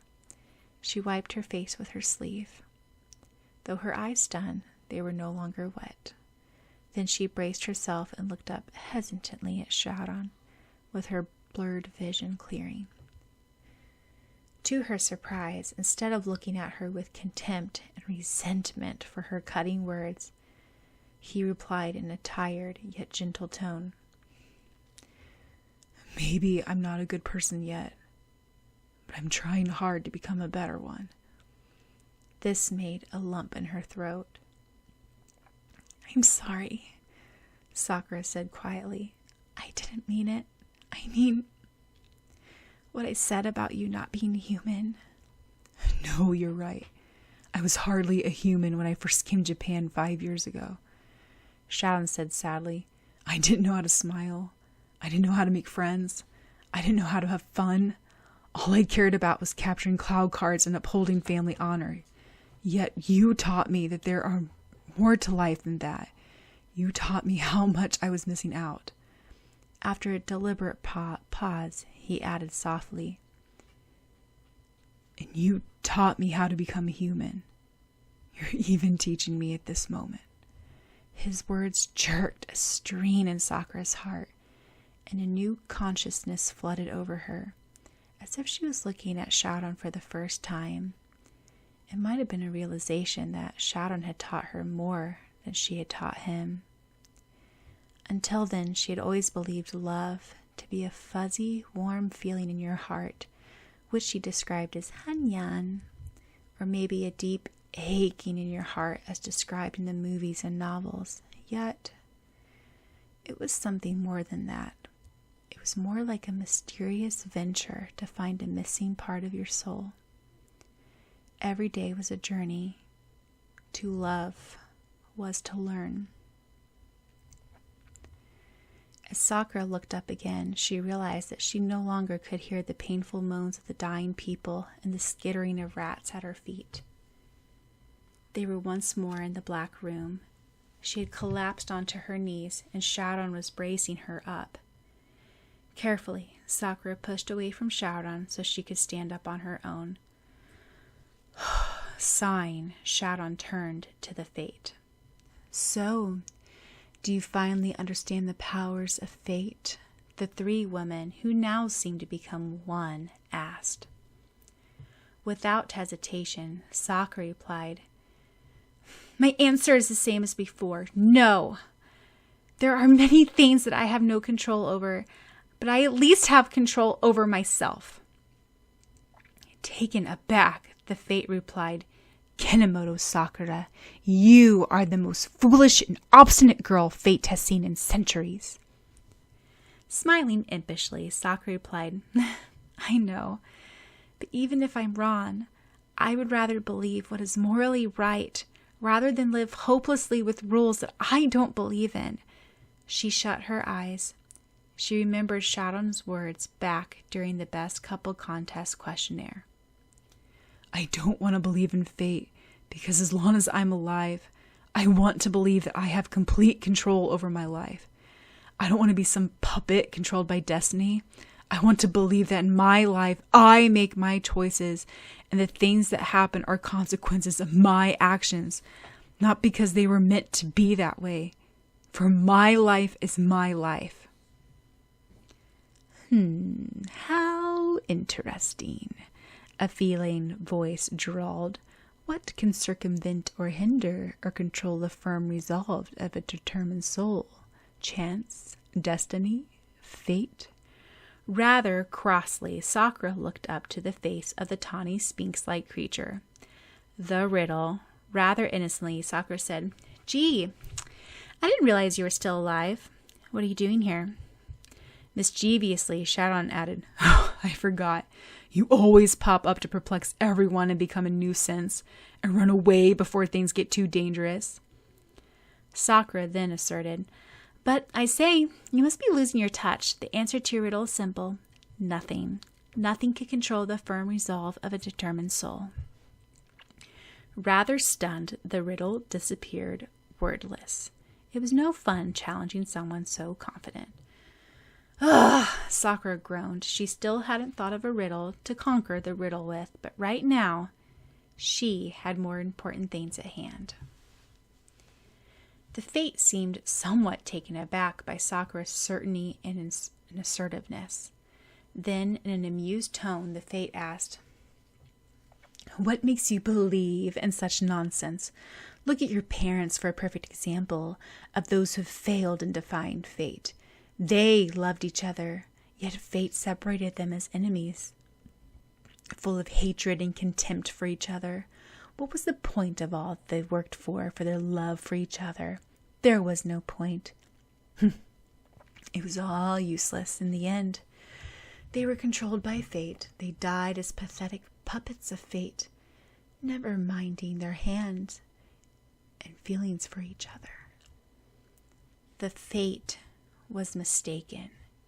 She knew better. Fleetingly, Sakura recalled the last entry in Li Ryuren's burned diary, which she had read with Syaoran soon after he returned from Hong Kong the previous year. "Here I lie on my deathbed. I can hardly manage to hold a pen, though I die early. Satisfied, Nadesco and I can sleep eternally in once more mended friendship. We both have children. Our youngest would be more powerful than we ever were. If they find the true key, someday they will be the ones to face the golden-eyed enemies one last time. I went to Japan with my youngest son. Vowed I'd never return, but I didn't want to miss my last chance to erase that awful memory. Met Nadesco, as beautiful as ever, has a strong son and a beautiful young daughter, already friendly with my son. We can die in peace. Now we have our children to carry on.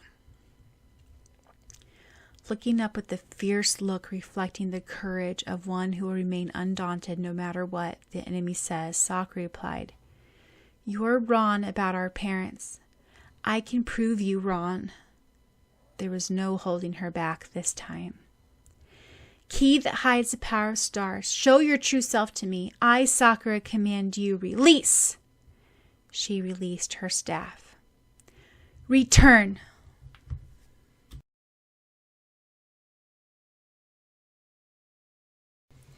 Approximately 23 years ago, in a school music room.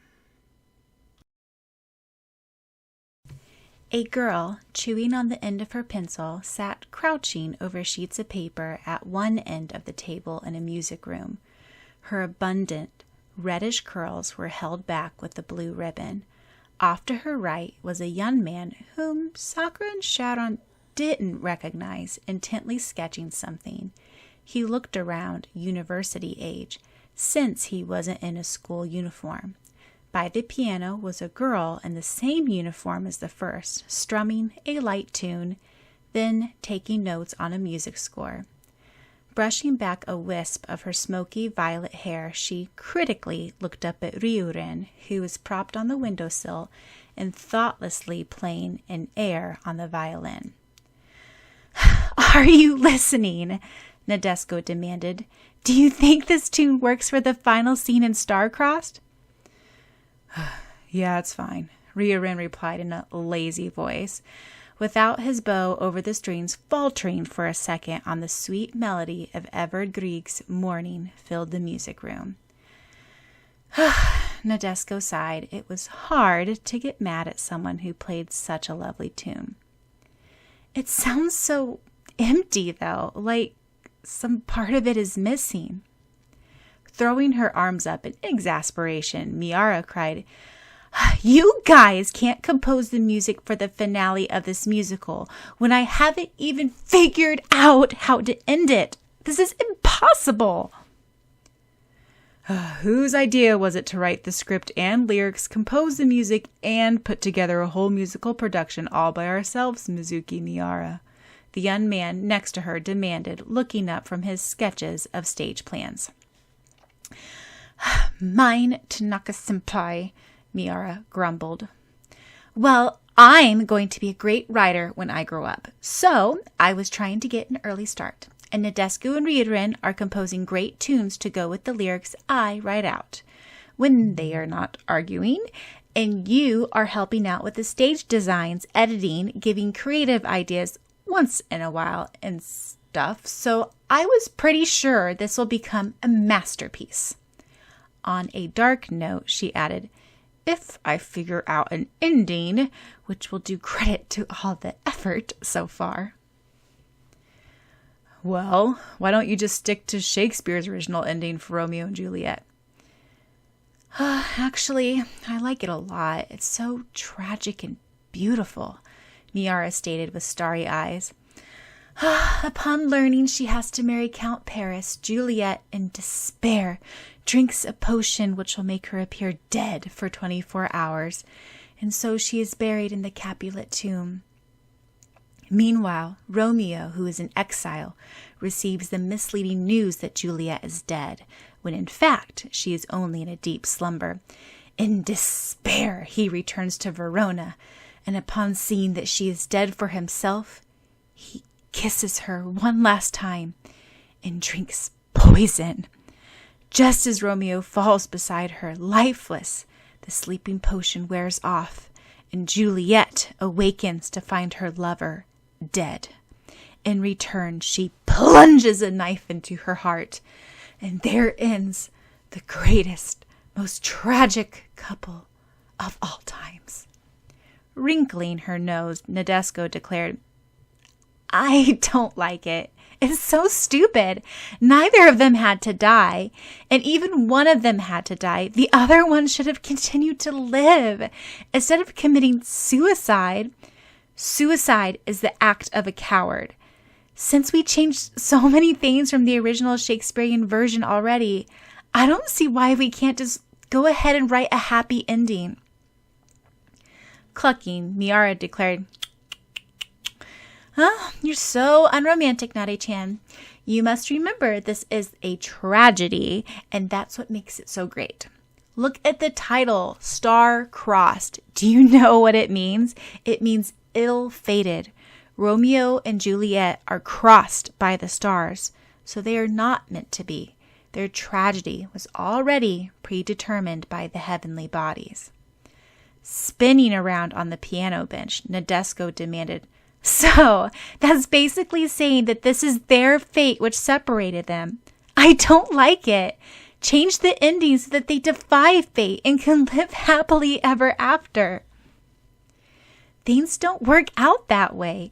The whole point of Romeo and Juliet is to depict a hopeless love in which two young people are determined by the stars above them to never work out, as they are thrown into the chaos of family feuds, Miara protested. I always figured that the title Starcrossed meant destined by the stars to be together, kind of like Vega and Altair, the Princess Weaver and the Shepherd, Nadesco commented wistfully. You still have a lot to learn, Miara sighed, shaking her head. Looking up to Ryurin, who was still playing the violin on the windowsill, she asked, You agree that there should be a tragic ending, right? Playing Mendelssohn's Violin Concerto, Ryurin replied half-heartedly, You are the writer, you decide. I'm only composing the music. Miara commented, You know, you should just put aside being the Lee clan chosen one and everything and become a professional violinist. With a crooked grin, Ryurin asked, Do you think I can support myself by becoming a musician? Certainly, you definitely have the talent, Miara stated. My family would cry if I decided to abandon the clan, Ryurin said with the slightest hint of sarcasm. My uncle, who was my training master, made me learn music because he had the strange notion that I needed to learn discipline and concentration, not to mention learn how to calm my temper. I guess I was a reckless boy. Well, I hated it at first because it seemed to be a waste of time when I could have been learning more martial arts skills, but gradually, playing violin has taught me to forget about my immediate worries and cool my head. If I hadn't seen you violently slaughter a dark force with your aggressive sword skills, I could have sworn you were a peaceful person at heart, Nadesco noted. So would I, Ryurin replied. Turning to Miara, he said, About the ending, forget the passion, hatred, bitterness, and drama, the whole tragedy business. Make a peaceful ending, one that leaves your heart tranquil and calm. You're even more boring than Nade-chan, Miara asserted crossly. Then she brightened up. It's okay. I think I have something coming. Oops, too far back, Sakura murmured. It was still difficult for her to control the return in terms of time and location. All cards dealing with time were difficult to control. All the same, she was glad that she chanced upon the writing of the script of Starcrossed. Somehow, it made more sense and became more meaningful for her.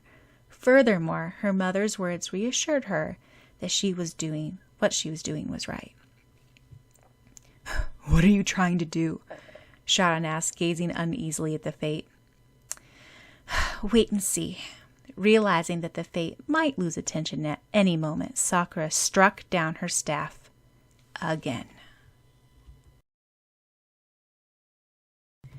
Approximately 12 years ago, Hong Kong. It took a second for Syaoran to recognize his so familiar home and the beautiful Oriental-style garden blossoming with lush flowers and plants. It took even longer to recognize his mother and father. Yeilin, I have a feeling I don't have much time left, sighed Ryurin, still dashingly handsome at almost 30. Somehow he had lost his boyish, hot-tempered charm and a more steady manliness cloaked his broad shoulders. "Go, Ryuren. Go back to Japan and put things right again," said Yeilin, who Sakura at first did not realize. It wasn't so much the looks, for she still had long, jet black hair pulled back from her beautiful profile, but the overall impression that was different. At this point, Li Yeilin was not so strict and formidable like a stately queen, more gentle and womanly. Syaoran strained his eyes to take a better look at his mother, who he always imagined to be dignified, majestic, and commanding, somewhat different from normal mothers. She must have hardened considerably after her husband's death. "But how can I just intrude in her life again, after ending things with such bitterness and hatred?" Ryuren asked softly, showing indecisiveness and disparity which he had never betrayed before. "Bitterness, maybe, but never hatred," Yeilin replied. "Ryuren, remember years ago, before you left for Japan. You were only 17 then. Remember how I told you that I loved you, no matter what, and that I'll wait for you?" Smiling crookedly, Ryuren replied softly, "Of course I do. Of course." "And you did return. I was so glad. Even if you had given your first love to another person, you gave your adult love to me," Yeilin continued. "Now, where did I hear that before?" Sakura pondered. Ironically, it seemed as if Yeilin had been head over heels for Ryuren, almost like Mei Lin over Syaoran, though that is a crazy thought. "She doesn't seem like that kind of person. The impression I got from meeting her in my visit to Hong Kong 5 years ago was that she's always composed and aloof, never insensible or frivolous. I guess people change over years, especially after death." "Though you once loved that girl in Japan very much, I know you don't love her anymore. She has her own family now, and you have your own, but I know you've kept it in your heart for years with a certain wistfulness that you parted so bitterly, not as friends. You've always wanted to clear the misunderstanding and ruefulness, and now is your chance. Go, Ryuren, and clear things. It is not too late. Go to Japan." With a grateful smile, Ryuren looked up at Yeilin with ocean blue eyes brimming with tenderness and appreciation. Japan. "Father, I can't walk so fast," called out a little 3-year-old boy with tousled brown hair. Panting, he trotted up to his father, who stood in front of the gates of a quaint, cozy, ivory-colored house in the Tomeda neighborhood. The gate was open, so Li Ryuren entered, followed by his little son, and he headed toward the back porch, where he heard a ringing child's laughter and the sweet, low melody of the violin. For a second, he was blinded by the sunshine. Then slowly his vision cleared as his eyes focused on a slim figure in a white cotton dress, sitting on a wicker chair set up on the back porch. Her long, wavy violet hair was pulled back in a loose braid, revealing a pale, yet still beautiful face with fervent eyes that matched the greenness of the treetops lighted by the sun rays. At first, she did not realize someone was watching her and continued to play the violin. Then, startled, she set the elegantly carved instrument on her lap and looked up. For the longest time, they stared at each other, emerald eyes facing sapphire eyes, as if they were meeting for the first time. Li Ryuren stood wordlessly on the Kinomoto resident garden, almost as if he was paralyzed. Finally, Nadeska whispered, "Li." Ryuren? Is it really you? Nodding, Ryuren stepped up closer to see Nadeshko's face more clearly. He realized that she was no longer a clumsy, defiant, naive girl, but a woman who brimmed with gentleness and womanliness. With regret, Ryuren realized that Nadeshko had dark shadows underneath her radiant eyes, and her face was thinner and paler than it had been 10 years ago. Smiling, Nadeshko said, "You haven't changed a bit. I almost thought you were 17 and I'm 14 again." Ryuren smiled in return with a flood of relief. No awkwardness, no anger, no reproach. Nadeshko was still the bright, warm-hearted person she had been, just like a sunflower. I never found a person who had that same enchanting smile as you. This time, laughing, Nadeshko said, "Don't make fun of me. You used to tell me that my smile reflected my naiveness and ignorance and carefreeness." Her clear laughter broke off into a fit of coughing.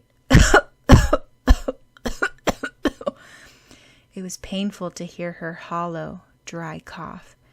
Ryuren frowned when he saw that the clean, white lace handkerchief that Nadeshko coughed into was speckled with blood.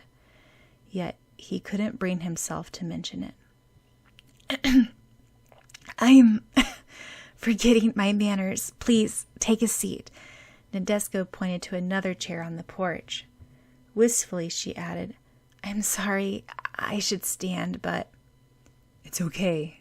Don't worry," Ryuren reassured hastily, without taking a seat.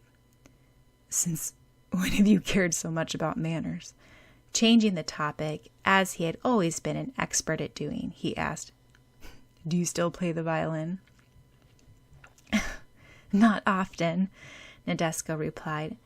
"I play the organ more frequently. I'm supposed to just rest and lie around in bed these days, so my son, Kinemoto Toya, plays the violin for me, and I like to listen." From the corner, Toya, aged 10, who had been standing stiffly, bowed slightly. "He's really good, though he's only 10, though I admit no one can ever produce the sound that you did." Nadeshko continued, "Do you still play?"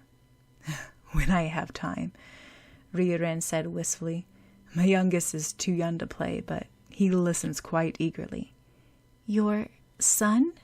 Nadeshko asked, peeping at the little boy who stood timidly behind his father's leg. Gently untangling the child's arms, Ryuren lifted him up so that Nadeshko could take a better look at him. For a second, little Syaoran kicked his short legs in the air. Then he gulped when Nadeshko smiled at him. Rather proudly, Ryuren stated, "His name's Lee Syaoran, and he's 3 now." Little Syaoran observed the beautiful woman with a gentle smile and great big amber eyes. After a while, deciding that he liked the woman, he declared, "I'm going to be a great warrior-like father, and I think you're the most beautifulest person I've ever seen in my life.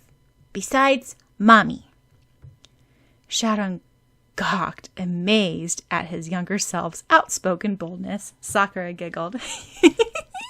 "How adorable!" "Thank you, Syaoran."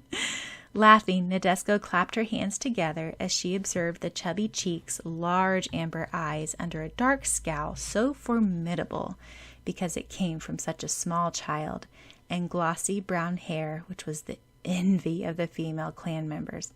"Why, you're a miniature replica of your father, except your eyes.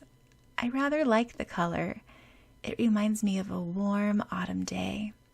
Ryuren's always reminded me of an icy winter that sometimes thawed into a bright blue summer ocean." Ryuren cleared his throat loudly and uncomfortably. "Wait, I'll introduce you to my daughter. She's 3 also. Toya, where's your little sister?" Nadeshko asked. Without a word, Toya beckoned underneath the chair. Dragging the little girl out from underneath the chair, Nadeshiko scolded slightly. Now, say hello to Mommy's friend, Sakura. Little Sakura, her short, golden brown hair clipped into lopsided pigtails at each side of her head, came out bashfully, staring with round eyes at the strangers. This time, Ryurin laughed. She doesn't look anything like you, though something about her smile still does. Wistfully, he added, You've always told me that if you had a daughter, you would name her Sakura, after your favorite flower. Did I tell you that? Nadeshiko sighed. It has been a long time. It has, Ryurin said in a strained voice. They were completely silent, as if they were truly aware of the gap of more than 10 years between them. For a flit of a second, they recalled how they had parted as something much less than friends, yet years had passed, and here they were, both married and with children, talking lightly. So much time had wasted away. A slight guiltiness and ruefulness gnawing in their hearts for parting without a word. Feeling so much reproach and bitterness towards each other. Fumbling inside a case that little Syaoran had been carrying, Ryurin extracted sheets of paper. Handing it to Nadeshiko, he said briskly, Here. What is it?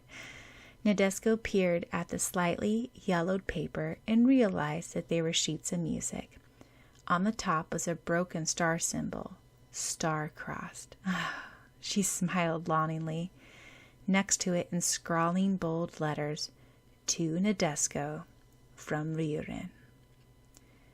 I was meaning to give it to you years ago, but I never got the chance to, Ryurin said quickly, trying to hide embarrassment. It's the piece that you remember. It was the piece that Nadeshiko had played a counter melody to, proving that Ryurin's staunch belief that being alone was the best was wrong. I thought I should put it down on paper, to have a record for the future. I didn't change anything, just merely set right the measures and the minor details. And I thought you'd like a copy of it, Ryurin explained. He didn't mention that he had planned to give it long ago, but never had the opportunity. He trailed off. Thank you, Nadeshiko murmured. It's coincidence. Miara told me that she had re-edited the playwright that we started writing ages ago and commented that she would like to use this tune for the finale. Silently, she fingered the music score, reminiscing all the memories related to it. About after we fought the Dark Ones and retrieved the Clow, Ryurin began again. In a worn-out voice, Nadeshiko said, That's the past. We need no longer think of it. What matters is that we are both here now, happy with our families, and now talking together like old friends. No, this is the reason I came back to Japan. To tell you that even then, when we parted, I did not feel any hatred towards you. It grieved me that we had to part as enemies. Nadeshiko paused and then whispered, You left Japan without even saying goodbye. I waited, but you did not come. I wanted to apologize, but I was too prideful. Ryurin winced and stared blankly at the back porch. He could not tell her how he watched her from afar, staying on until he saw her first meet with her destined love. I'm sorry. Slightly chuckling, Nadeshiko commented, I guess you must have changed after all. Since when did you say sorry? Then in a more grave tone, Nadeshiko said, I'm so glad that you came, Ryurin. So glad. I thought that I would never see you again, yet here I am, all old, married, and with children, talking with you as if nothing ever happened. You're not old, Ryuren scoffed. You're only in your mid-20s. I must be old. You're not calling me little girl anymore. Nadesco sighed ruefully. She coughed again, a ripping pain in her lungs. That cough, Ryuren began. It's nothing, Nadesco quickly reassured, before breaking out in another fit of coughing. How long have you had it? Ryuren asked quietly. On and off for quite a long time now, Nadesco replied lightly, but it hasn't been going away at all this past year. Is it from... Ryuren trailed off. Shaking her head, Nadesco said, Don't worry about it. You were never good at lying, Ryuren said. Slightly smiling, Nadesco said, Well, you know already, so I guess there's no point in hiding it from you. Truthfully, I'm so glad I could see you one last time before dying. Though he well knew it himself, Ryuren still felt shocked and dismayed at Nadesco's words. Before dying. You're not going to die, Ryuren said, though without conviction. You're going to live to an old age to see your daughter marry and her grandchildren and great-grandchildren. And I'll come visit every once in a while till I can finally admit that you really are old. Ryuren broke off. Shaking her head, Nadesco said, It's no use. You know it as well as I do. I've only been barely hanging on these last few months, but now I'm fully prepared for death. I don't know what the fate told you, but it showed to me that I did not have long to live. Maybe it expected me to despair and vainly find a way to gain a longer life. Instead, I'm thankful for it. Though I had to do things earlier than other people and cram more pleasures of life into a shorter period of time, I lived a full life. I think I was happier and more content than most people, and I have no regrets in my life. I have a beautiful family and 2 children. The one regret I had, not parting with you in peace, is finally answered for. And now I can truly leave the world without any regrets. Maybe I was waiting a little while longer because deep inside, I knew you would come back. I'm sorry I didn't come back sooner, Ryuren said, his sapphire blue eyes sorrowful. All those years, whenever I looked at a certain star in the night sky, I remembered you telling me that if you ever die, you wish we would to part as friends, no matter what happened between. Several times, Nadesco's expression changed while hearing Ryuren's words. She had never imagined that Ryuren would remember that incident, and she had never imagined that he still looked up at the Vega of Lier in the Hong Kong city sky.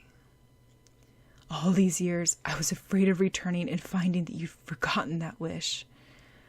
And I was only wishing it by myself, yet I came back and found out I've just been a coward, he continued. It's better than not coming back at all, Nadesco pointed out. Holding back a smile, Ryuren replied, That's true. Then turning more solemn, he said, Well, I think I better go back now. I didn't mean to stay this long, just wanted to sort out the misunderstandings. Sighing, Nadesco commented, You're always so businesslike. Looking up, she saw little Toya glaring at Ryuren's adorable son, who had taken his little Sakura's new rollerblades, making her cry. Kinemoto Toya, leave the child alone. He's only a toddler, Nadesco chided. Giving another nasty glare at little Syaoran, the 10-year-old Toya took his little sister's hand and dragged her away. In return, little Syaoran moved instantaneously into a fierce martial arts position. Holding back a giggle, Sakura said, "No wonder my brother hates you so much." Syaoran shrugged and returned. He wished he could remember the encounter himself, yet no matter how hard he tried to recall his childhood, he could only recollect faint glimpses of his father, and never the whole picture. "What are you doing, Li Syaoran?" Ryurin scolded, trying to hold back laughter as he picked up the toddler by the nape of his shirt, who struggled furiously in Ryurin's hands. "Looks like he has his father's temper," Nadeshiko commented slyly. Examining his little son rather proudly, Ryurin smiled. "He's a fast learner, obstinate and persistent. He's rather spoiled as well from all the female clan members. There's one thing I admire about this little kid, though. If he grows up right, he'll become a much better man than I ever would be. He will grow up to be a truthful and straight, unlike me, and be brave and strong and able to follow his heart's desire." "You really have grown into a great father, haven't you?" Nadeshiko asked. When Ryurin looked up questioningly, Nadeshiko replied, "I can tell from your smile. You lost that cool, arrogant mockingness, and now it's replaced with something, how should I put it, fatherly. So are you sure you don't want to stay for dinner? You'll be able to meet my husband, Kanemoto Fujata. He does the cooking. I was never much good at cooking, you know." Shaking his head, Ryurin replied, "I'd love to, but I better get going." He had an awkward feeling that he would break down if he stayed any longer. "Wait, before leaving, can you do me a favor? I would love to hear you play the violin one last time. There was no one who can play it like you did." "Beside yourself," Ryurin commented. Then, smiling a genuinely wide smile, Ryurin picked up the violin and brought it to his chin with an easy grace that he had always possessed.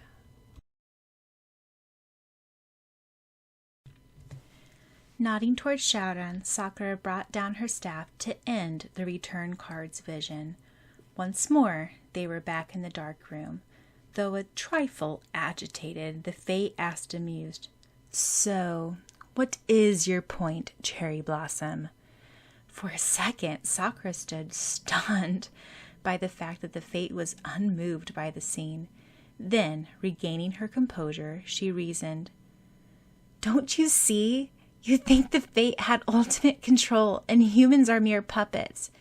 You thought that you could control two people, Li Ryurin and Amiya Nadeshiko's lives, with the mere twist of your finger. It is true that they parted on unfavorable terms due to your meddling. It is true that they married different people and carried on separate lives. Yet, you are wrong in thinking you ended their friendship forever. You thought that with your so-called power, you could make them lifelong enemies. But that was a deep mistake." "And why is that so, Cherry Blossom?" the Fate asked. "Li Ryurin and Amiya Nadeshiko parted, and that is that." "But Li Ryurin came back to Japan to meet my mother, years after departing," Sakura continued. "As pointed out, it is better late than never. And though they're both dead now, they parted as friends with no hatred or bitterness. Furthermore, they were not tainted or tormented by the prophecies you told each of them. Instead, their lives were on the whole full, satisfactory lives. Most of all, they died hopeful rather than in despair. That is what I call a successful life, one demonstrating free will and self-control." For the first time, the Fate was wordless. "So answer me, Fate," Sakura demanded. "Do you truly have ultimate power? Do you truly think that a determined soul will submit under you? Can you change the way I think?" There was a silence as Sakura stared up boldly, without blinking her determined emerald eyes. It was the Fate who looked away first. Slowly, the fate dissembled to the 3 women again, who kneeled in front of Sakura, beaten. Finally, the woman holding the spindle said in a wan voice, "We are mighty, but you, card mistress, have a will stronger than us. Even those as omnipotent as us make mistakes, and we admit it when we do. You may seal us for the time being." Fully comprehending the fate's admittance of complete defeat, Sakura held up her staff once more. "Spirit of dark forces, I, Sakura, command you. Return to New Shape a contract. Sakura, card!" Through a hazy cloud of light, a card floated down to Sakura's hand. The Fate. On its face were 3 women entangled in a snare of golden thread. Bemused, Syaoran thought to himself, I still have a lot to learn from that girl. Why tackle situations with aggression and force? Sakura uses logic, tactic, and reason. That is, once she collects her thoughts. And often that seems the most successful. Rather wistfully and reluctantly, he admitted, She doesn't need me anymore. By then, the room that the Fates had resided in had dissolved, along with the dark force. Once more, they could see the entrance of the Mirror of Truth, which they had entered through. Outside, they could barely glimpse the stage and the audience, completely motionless. Realizing that the Dark One's time spell might break any moment, they hurried out of the void and back through the mirror onto the stage. Resuming position, Sakura took a deep breath. Suddenly, the rush of the audience hushing, the people backstage bustling, made her aware that she was right back in the middle of a school production. Her first instinct would have been to panic, but she knew better now. She looked up at Syaoran, who was staring at her with a queer look. If I didn't know him better, I would almost say it's one of awe. She thought, smothering a giggle. Her new card was still warm in her pocket. After the long separation, Romeo and Juliet finally faced each other again. Though it was impossible to retrace exactly where they had left in the script, Syaoran tried his best bet. Skipping over his line, he said to Sakura,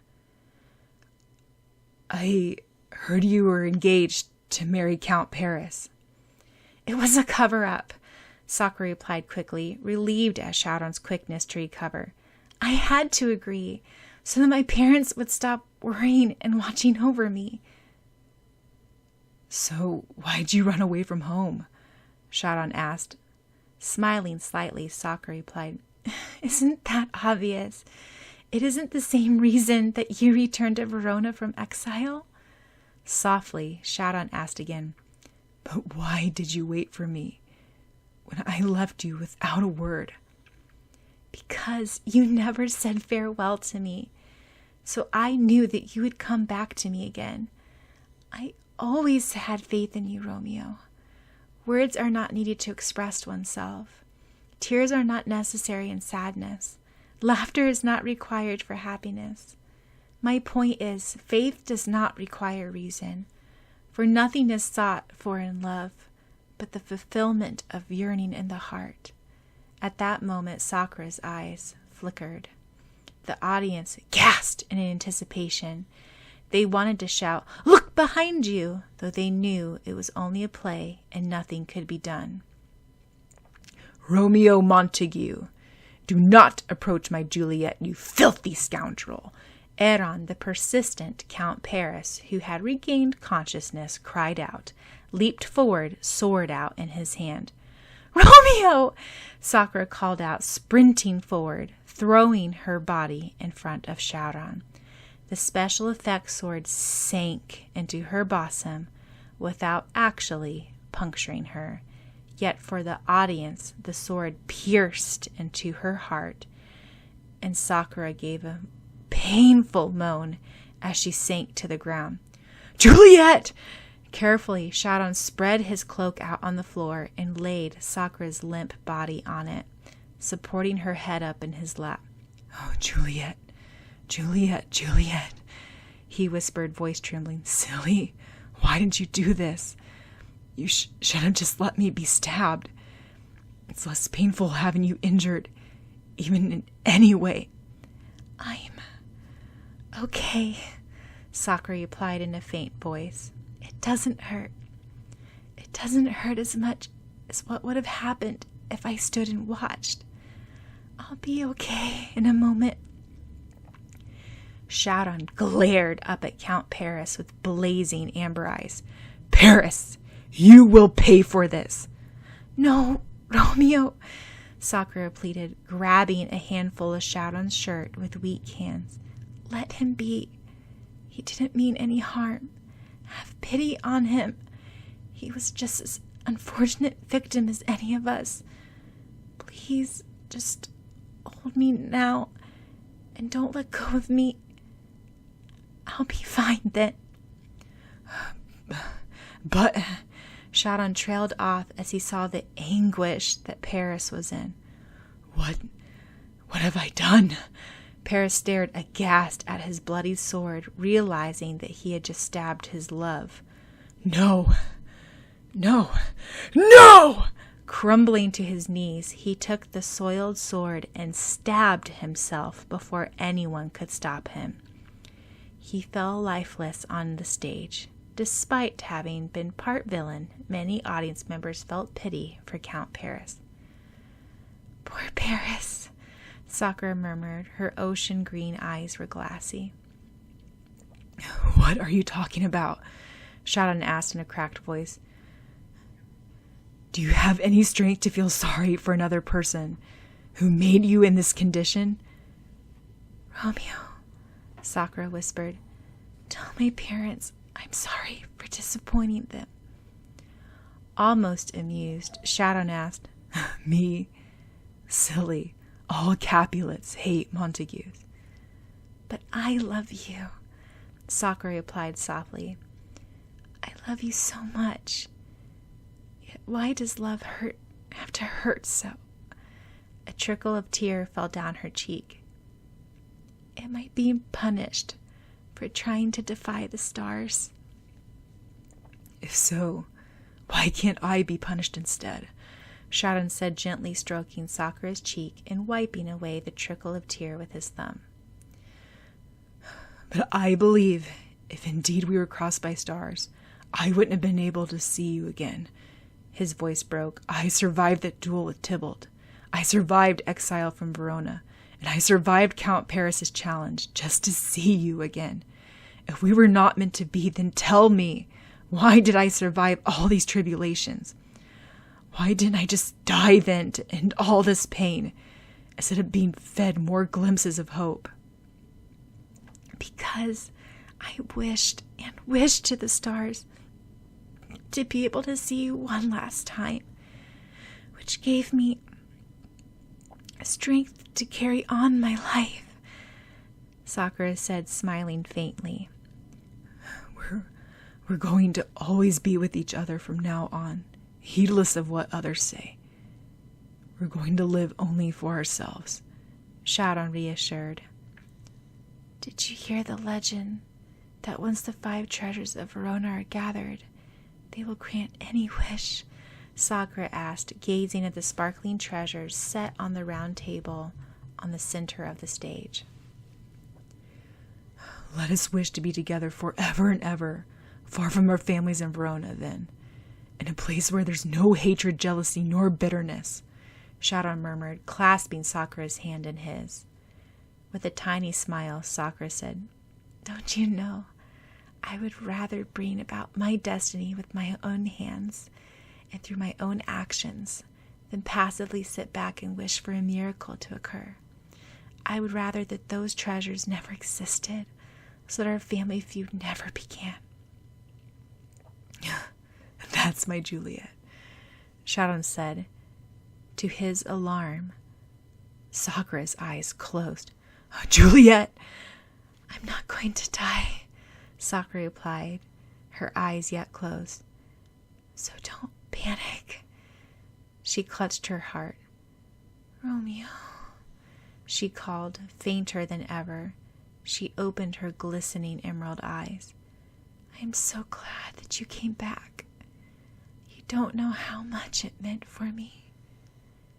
Now I know the stars are on my side after all, because here you are, by my side, holding and watching me with gentle eyes, rather than meaninglessly living a lonely and dreary life. I would rather die right now, knowing that I'm here with you. In a stretched, far-off voice, Syaoran uttered, Juliet, let's leave Verona. Let's go to a far-off place where no hatred, scorn, or family feud exist. Just like we talked about. Wherever you go, I will follow you. You lead the way. Reaching with shaking hands for the dagger tucked in Syaoran's belt, Sakura grasped it and weakly flung it across the floor. I'm going to a place where no mortals go to, she said. It's the one place that you can't follow me to. Taking your own precious life is foolish, for you have to continue to live in this world, even when I'm gone. Live, Romeo. Live and tell all of Verona our story, so that such a tragedy would never happen again. Let no couple ever have to be separated by generations of futile family feuds. Let no soul be undetermined by the looming shadow of fate. And gasped, Sakura added, and let all lovers have faith and care for each other like we did. Let them realize that love is not controllable by parents, societies, or divinities, but that love has its own soul, wild and free and searching for happiness. The term star-crossed should henceforth not have to mean ill-fated by the stars, for in true love there is no such thing as fate. Sakura sank back, her breath short. Our story will become a legend, spread wide across the world, so that we may become timeless heroes. The audience remained motionless, staring intensely at the softly lit stage where Juliet lay in the arms of her Romeo. They gulped down the clenched feeling in their hearts. I promise your wish will come true, Syaoran whispered, holding back a choking feeling in his throat. Juliet, his voice broke. I love you. I love you so much. I think my heart will stop. I promise you that our story shall be told, and so it will be, so that nobody would have to suffer as much as we did. But do you think that we suffered that much? I don't know. I think the times I spent with you were the happiest moments of my life. I was so happy that all the hardships in between when we were apart seemed trivial. All the while I was in exile, far from family, friends, and hope. I kept on thinking, I have to see Juliet again. So with that hope, I lived on. Juliet? Sakura's eyes shut, and she grew limp in his arms. He continued, with his voice quivering the slightest bit. You're smiling. We found short but true happiness in our lifetime. Some people never do. Gently, he brushed back a light brown curl from her forehead, his eyes shining. One by one, the audience members who'd been holding back tears throughout the entire second half of the production began to sniffle and dab handkerchiefs to their eyes. Though she was supposed to be dead, Sakura couldn't help the corners of her eyes from misting.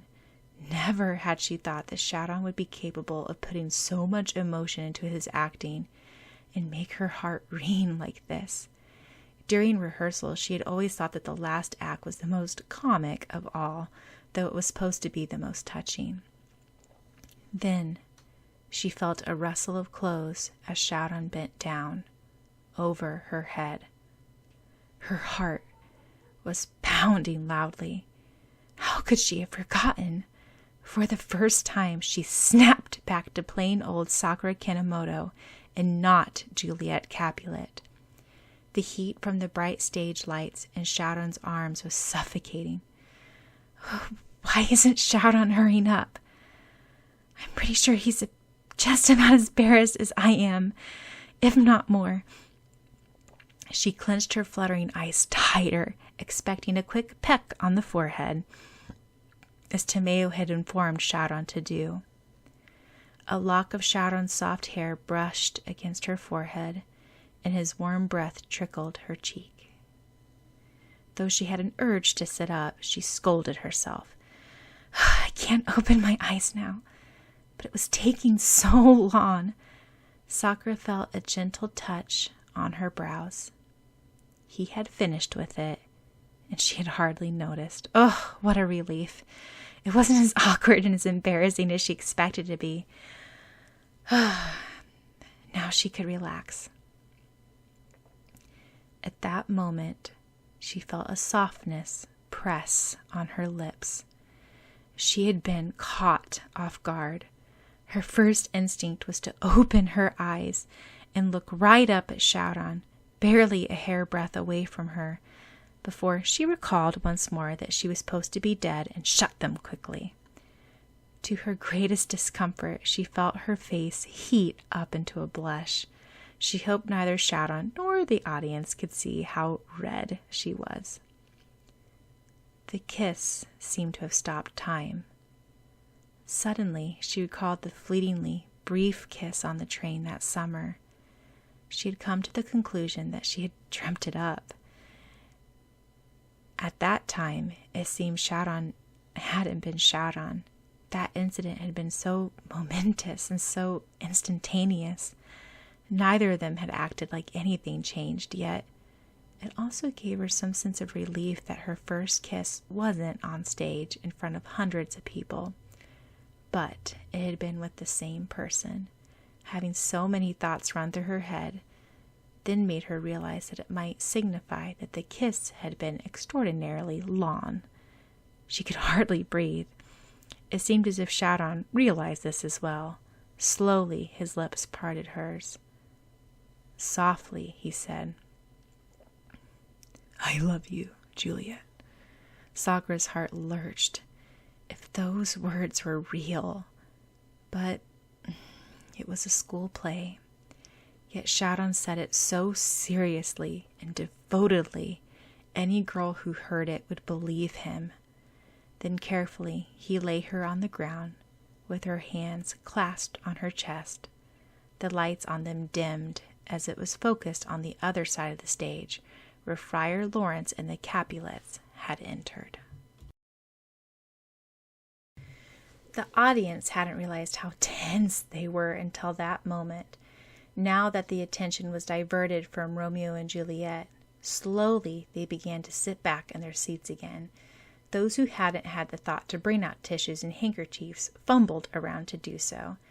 Tomeo, who had crept into the audience seats to watch the final act from an advantageous position, put down her video camera to sigh with rapture. If there had been one thing that lacked in Sakura and Syaoran's acting during rehearsals, despite her high opinion of them, it was passion and earnestness. True, they had been able to ramble off their lines perfectly, have all the right gestures except the kiss, and put emphasis when required, yet they had always lacked that one final straw, which would bring tears to people's eyes, wistful smiles, and deep appreciation in the heart. Somehow, this night, something in them changed, so that they could pull off the most difficult part about acting, ceasing to be actors and actually becoming the characters. Impressive, Iro admitted to her. Just impressive, Tomeo asked suggestively. Is it because my eyes are all blurry right now, or do I see your eyes watery as well? Oh my gosh, videotape the expression on Toya-kun's face right now, Nakaru said, leaning over to gaze at Toya. Until the kiss, Toya had been thoroughly wrapped up in the play, forgetting everything else, even the outrage that the protagonist's lovers were his sister and the brat. The fact was, they didn't seem like people he knew, but complete strangers. Yet, after that specific incident, he couldn't bring himself to name it. Toya sat stiffly in his seat, completely expressionless, with no reaction whatsoever. Tomeo tried to stifle a giggle. Thinking about it, Syaoran had actually carried out kissing Sakura. Oh, I never would have expected him to do it in my wildest dreams. I was really surprised and impressed. I told him just to kiss her forehead. Oh, I'm so glad I zoomed in and videotaped every moment with my video camera, even though the cameramen are filming as well. I was expecting Toya-kun to shout or erupt, Nakaru commented. Instead, he just turned into stone. Holding back a smile, Yukito said, I gave him a good lecture on audience etiquette before we came. He promised not to do anything embarrassing. They would have continued to poke fun at Toya, but were hushed by the people around them. Meanwhile, Sakura remained motionless on the floor, and Syaoran knelt beside her, awaiting the final scene. Their side of the stage had darkened into a complete pitch black. She could hear Syaoran breathing. He was slightly trembling, and he still had the hardest part to go through. After a while, she couldn't resist opening her verdant eyes, trying to hide that she was still furiously blushing. She whispered, "What was that for?" "What was what for?" Syaoran asked equally as softly, careful that the microphones didn't pick up their voices. Sakura stared at him plaintively, feeling her face heat up more. With a slow, hooked grin appearing on his face, Syaoran replied slightly teasingly, "I was taking advantage of the situation. Besides, it was a part of the script." With a small noise of rage erupted from Sakura's throat before Syaoran quickly blocked her mouth with his hand. "Shh!"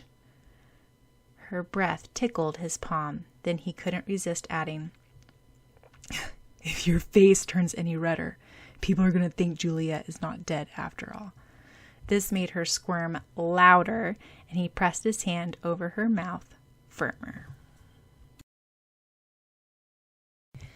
By then, Lord and Lady Capulet, having heard their daughter had been found, gathered to the chapel, only to face their enemies, Lord and Lady Montague, who had also heard that their son had returned from exile.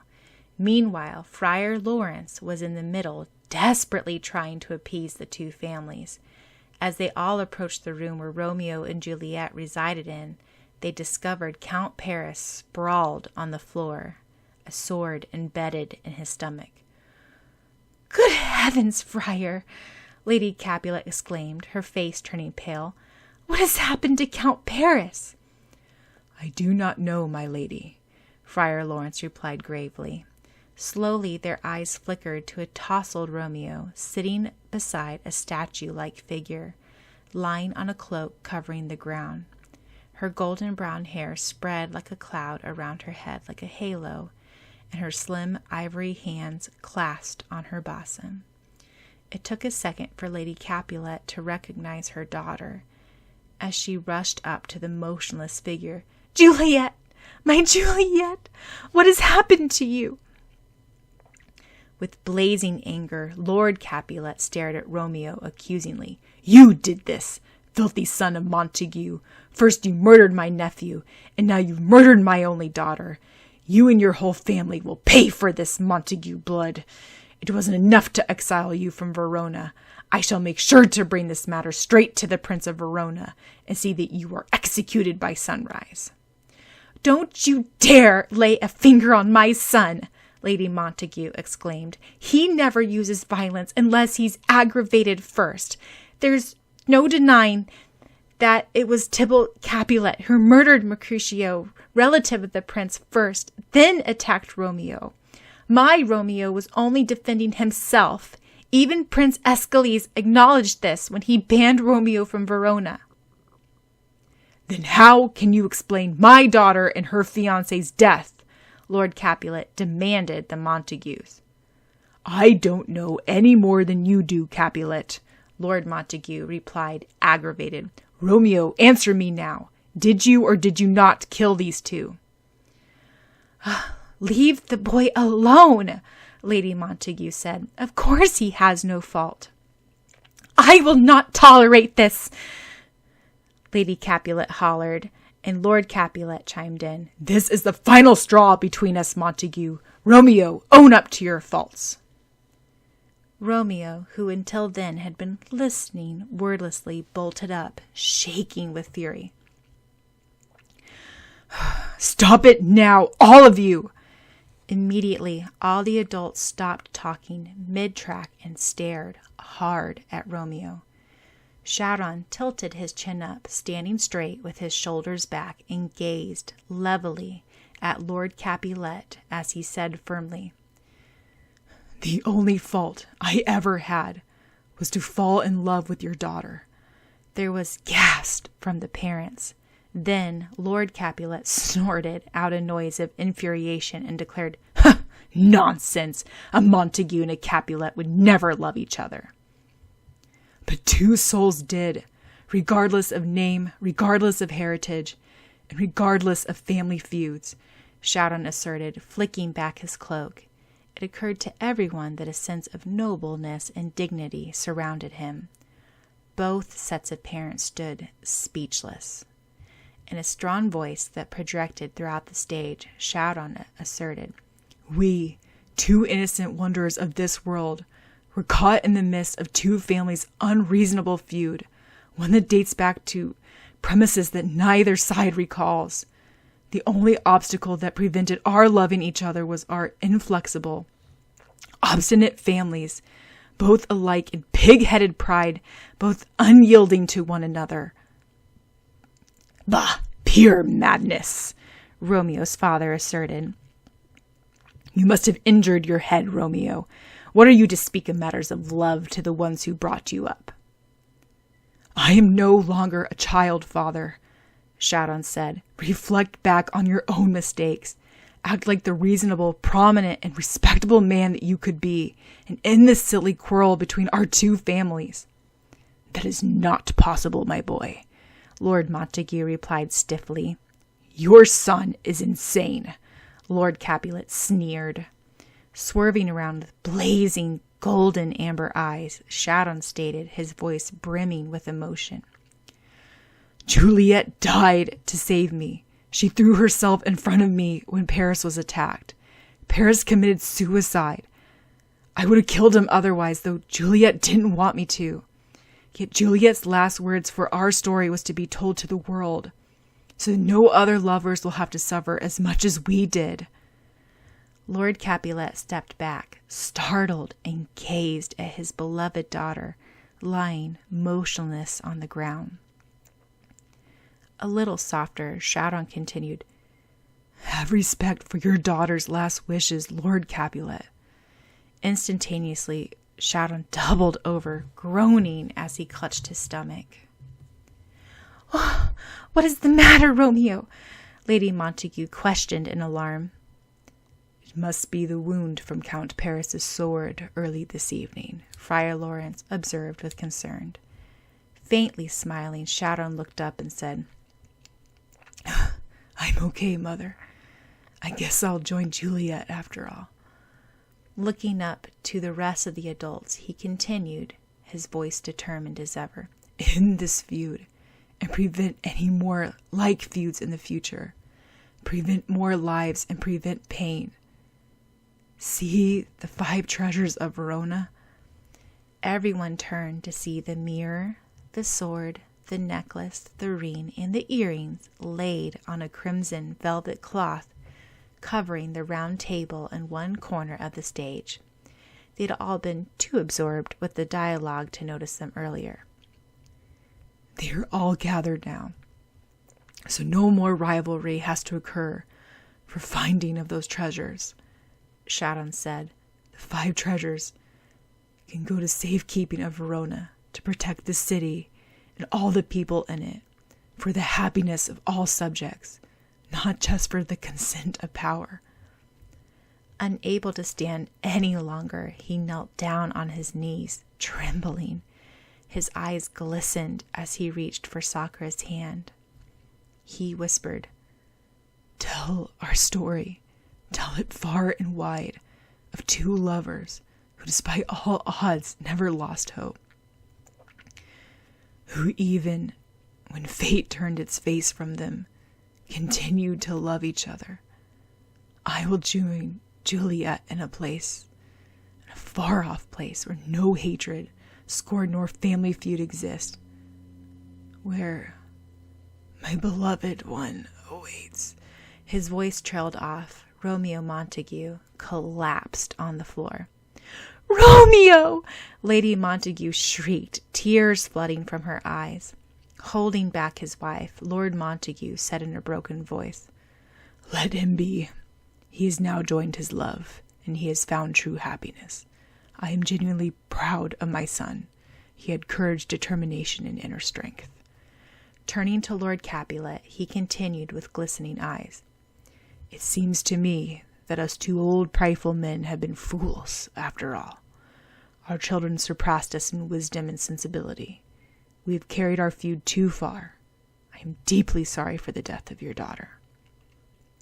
Your son was a fine, noble young man," Lord Capulet said in the same worn voice. "I would have been glad to have such a valiant son. For the sake of our children, let us make truce now, though it may be too late." He held out a hand. Gripping Capulet's hand in a firm handshake, Lord Montague replied, "It is never too late, my friend. Let our two families, Montague and Capulet, join hands and spread the story of our two star-crossed lovers far and wide, to prove that love can defy all, and also teach two stubborn old men how to rethink their past mistakes and start anew." From the front stage, Miho said, "And so the two families reconciled, and Romeo and Juliet were buried side by side. The two families made a statue of Romeo and Juliet, side and side, in pure gold. Beneath the golden statues was engraved the legend of the two lovers." The audience stared with awe at the two brilliant gold statues erected on the stage in the image of Romeo and Juliet. They were sculpted by the artist Sheen and were specially lent to Seijo Junior High for the opening night of their production. This was on account that he had molded all the overall image after Ryurin and Nadesco. In the background floated a familiar, painfully beautiful violin tune. Slowly it was joined by a counter melody, and the music came from speakers at the back of the theater. "Kai," Malin uttered in surprise, leaning forward. "This tune." After adjusting the boombox volume, Kai tossed her a cassette tape case. Took me forever to find out what the broken star symbol at the end of the script meant. Carefully, Malin observed the cassette tape case. On it was a broken star symbol, and written across the top was Starcrossed. Beneath it were the initials A-N and L-R. It took me a long time to find it. In fact, I found it only yesterday evening, Kai said, the actual recording of their performance. From backstage, Sakura looked up in surprise. It was her mother and Syaoran's father's piece, woven into the final scene of the Starcrossed. Why? Yet it fit. The piece fit perfectly. After several measures, the whole orchestra joined in, playing a counter melody to Ryurin and Nadesco's violin concerto. No wonder the orchestra finale for Starcrossed seemed so familiar. It was the third part of that tune that Lee Ryurin started, joined by Ami and Nadesco. Together they had composed the last bit, spreading the tune of the lonely soul to that of the two blithe lovers, having found each other, and finally the song of the two lovers spread to the whole world to listen to and learn from. Henceforth, Miho continued, her clear voice mingling with the notes of the music, the stage lights completely darkened with a single bright beam of light on her. The star-crossed lover's story was spread far and wide, surviving generation after generation. And to all young people out in the world, Romeo and Juliet wished to implant hope and perseverance in them, encouraging determined souls to overcome all obstacles. Some failed and some survived in their paths. We must know that wishing is a commendable starting point, but can get us nowhere.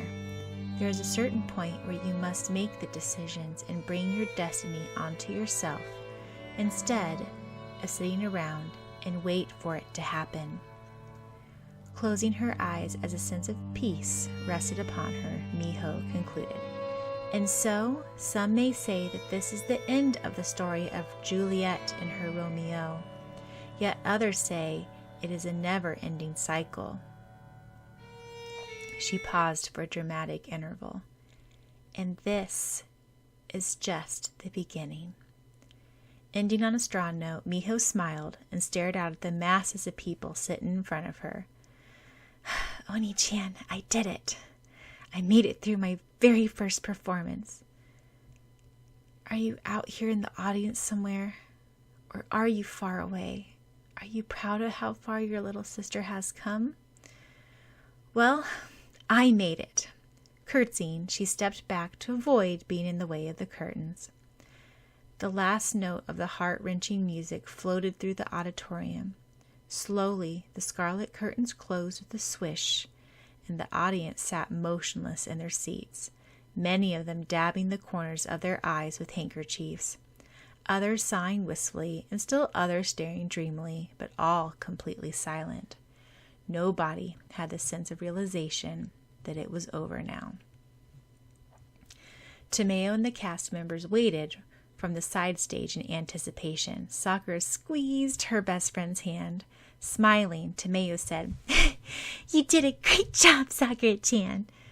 It was over now. Sakura had passed through the production safely. Well, relatively safely.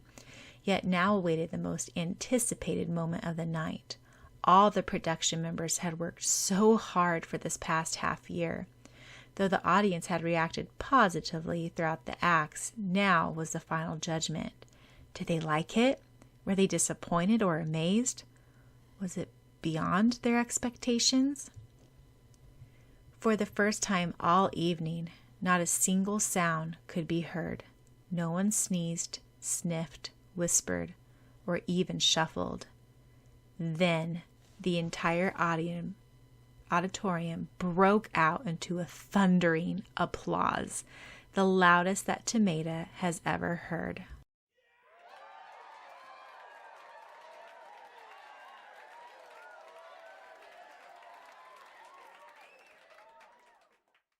They clapped and clapped until their hands stung and cheered gustily.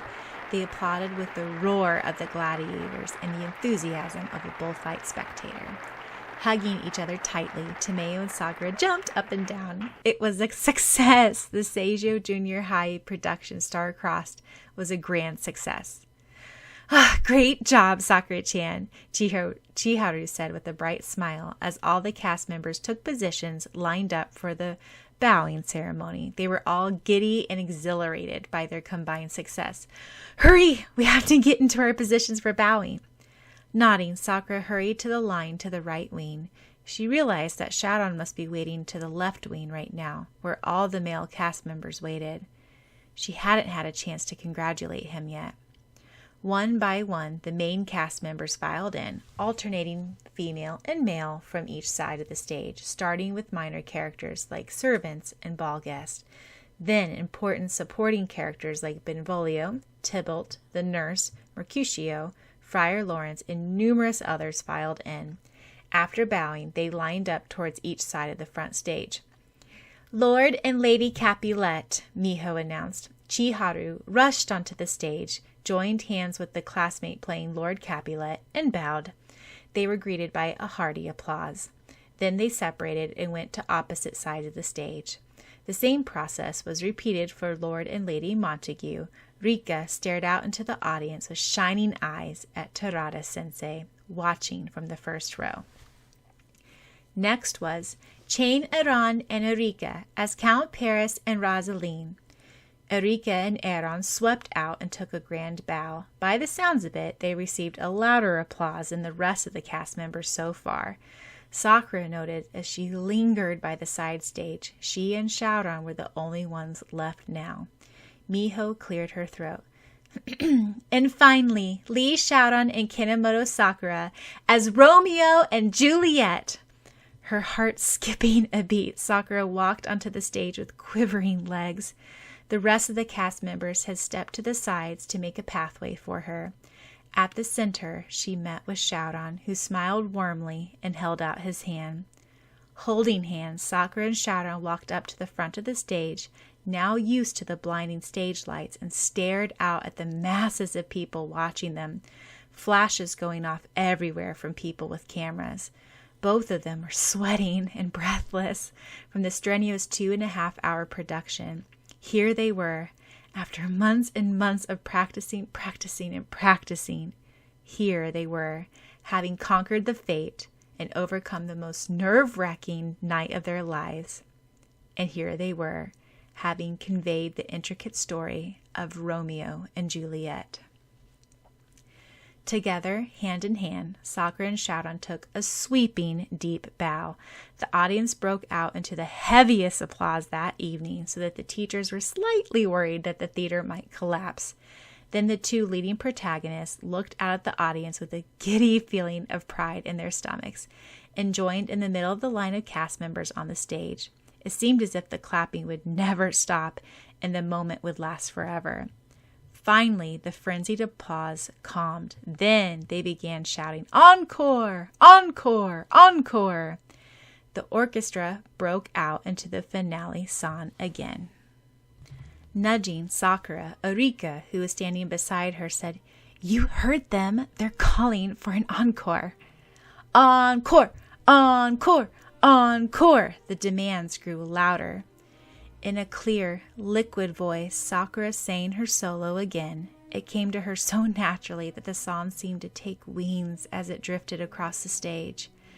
After her verse, she was joined by Syaoran, who sang with a passion and surging feeling that he had never revealed until that very night. His song reminded people of the gentle waves crashing down on the sandy shore. Once again, the music teacher wondered why she never realized that boy's talent earlier. Soon, they were joined by the entire cast members in chorus, the harmony of the high sopranos and the deep basses soaring with the music of the orchestra. On the final note, the audience broke off into another wild round of applause. Then they called, "Producer! Producer!" "That's you!" Miho whispered to Tomeo, who stood stunned, as it was the first time that she had ever had stage fright, despite the numerous times that she had performed on stage for chorus.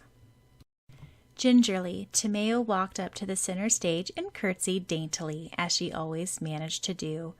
Once more, the audience cheered ravenously. Then, in her sweet voice, she said with shining violet eyes, "I don't know what to say. One thing for sure is that I just oversaw everything. It was the actual cast members and staff members who made this all possible. But first of all, I would like to thank the teachers who looked over us, and were always there for guidance." Terada-sensei, the music teacher, and the orchestra teacher stood up and bowed.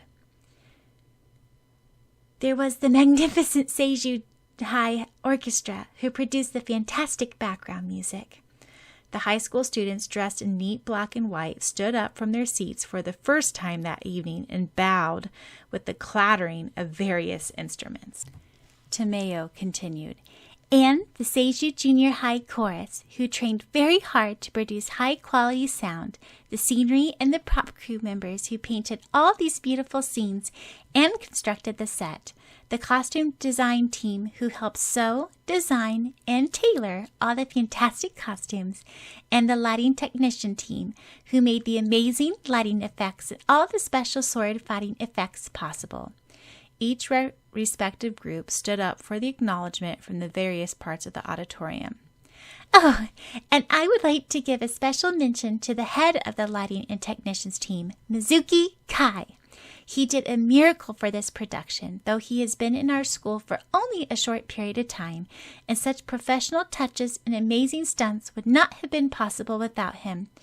Mizuki Kai, would you come down to the front stage, please? Tomeo called out to the back lighting room. People began cheering even before he appeared. Go out, silly, Malin said, nudging Kai, who was slightly stunned. Silly, you're all blushing and bashful. Hurry, they're calling you. Here, shoot. She pushed Kai out of the lighting room where he had been cooped up for the entire evening. Well, most of it.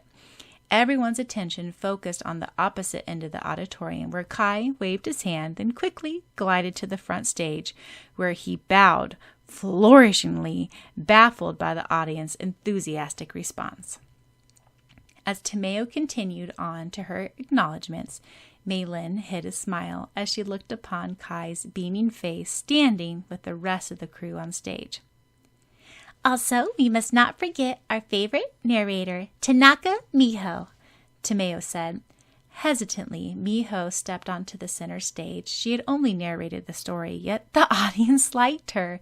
They applauded her as loudly, if not more loudly, than the other cast members. Of course, besides Romeo and Juliet. There are 4 people I would like to especially mention here tonight. More than 20 years ago, 4 students wrote the script, composed the music, sketched out the designs for the set and characters, and basically put the whole production that the Seiju Junior High tonight has performed. Thank you, Mizuki-san, Amiya-san, Lee-san, and Tanaka-san for creating Starcrossed. Furthermore, I would like to thank the great artist Shin-san for lending the golden statues, Mike Kant for the advertisement photography, Agaki Aki's father for newspaper publicity, the camera crewmen. Tomeu continued on with the long list. And finally, I would like to thank all of you, everyone in the auditorium tonight, for making all this possible, and the best night of my life. Thank you! Once more, the audience went into a frenzy. They had finally cheered themselves hoarse. Various mothers, fathers, and relatives rushed up to the stage to hand their sons and daughters bouquets and praises.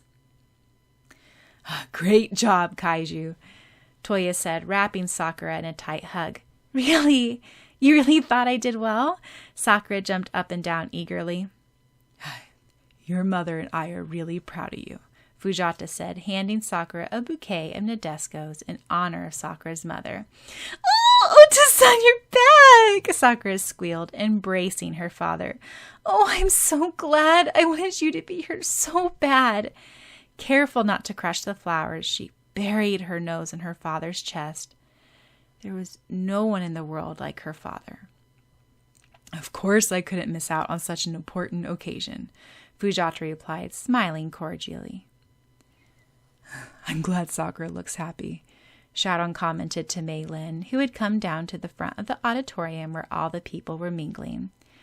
Holding the cherry pink peonies, Syaoran's favorite flowers behind her back, Mei Lin closed her eyes. She remembered a certain conversation with Kai the previous day. Don't forget the bouquet for Syaoran, Kai reminded. What are you doing on my windowsill in the middle of the night? I told you 1,000,000 times not to do that, Malin shrieked, drawing her blanket closer around her. Then, on a second thought, she asked, what bouquet? Silly, for the production night. When it ends, all the cast members would be showered with flowers from their parents and siblings. Sakura has her brother, Tomeo has her mother, even Miho has at least Iro, Kai spelled out. Only Syaoran doesn't have anyone. And I guess you're the best thing he has. If you think about it, all his relatives are back in Hong Kong besides his beloved cousin. Slapping her forehead, Maylin exclaimed, "Oh my gosh! Why didn't I think of that before? I better pre-order the bouquet fast. Oh, thank you so much, Kai, for reminding me." Oh, then she sighed in exasperation. Kai was already gone. At times like that, Maylin became aware how considerate Kai could be. She saw exactly what he meant. Syaoran gazed wistfully at the various students wrapped in hugs from parents. Broadly smiling, Maylin exclaimed, "Great job, Syaoran." She handed him the flowers. With appreciative eyes, Syaoran took the peonies and said, I wasn't expecting anything. Thank you, Maylin. Worth the cost of getting Chinese peonies in the season to see such a look from Syaoran, Maylin noted. Then she scanned the production crew members milling around, chattering with their friends and family, each clasping a bouquet in their arms.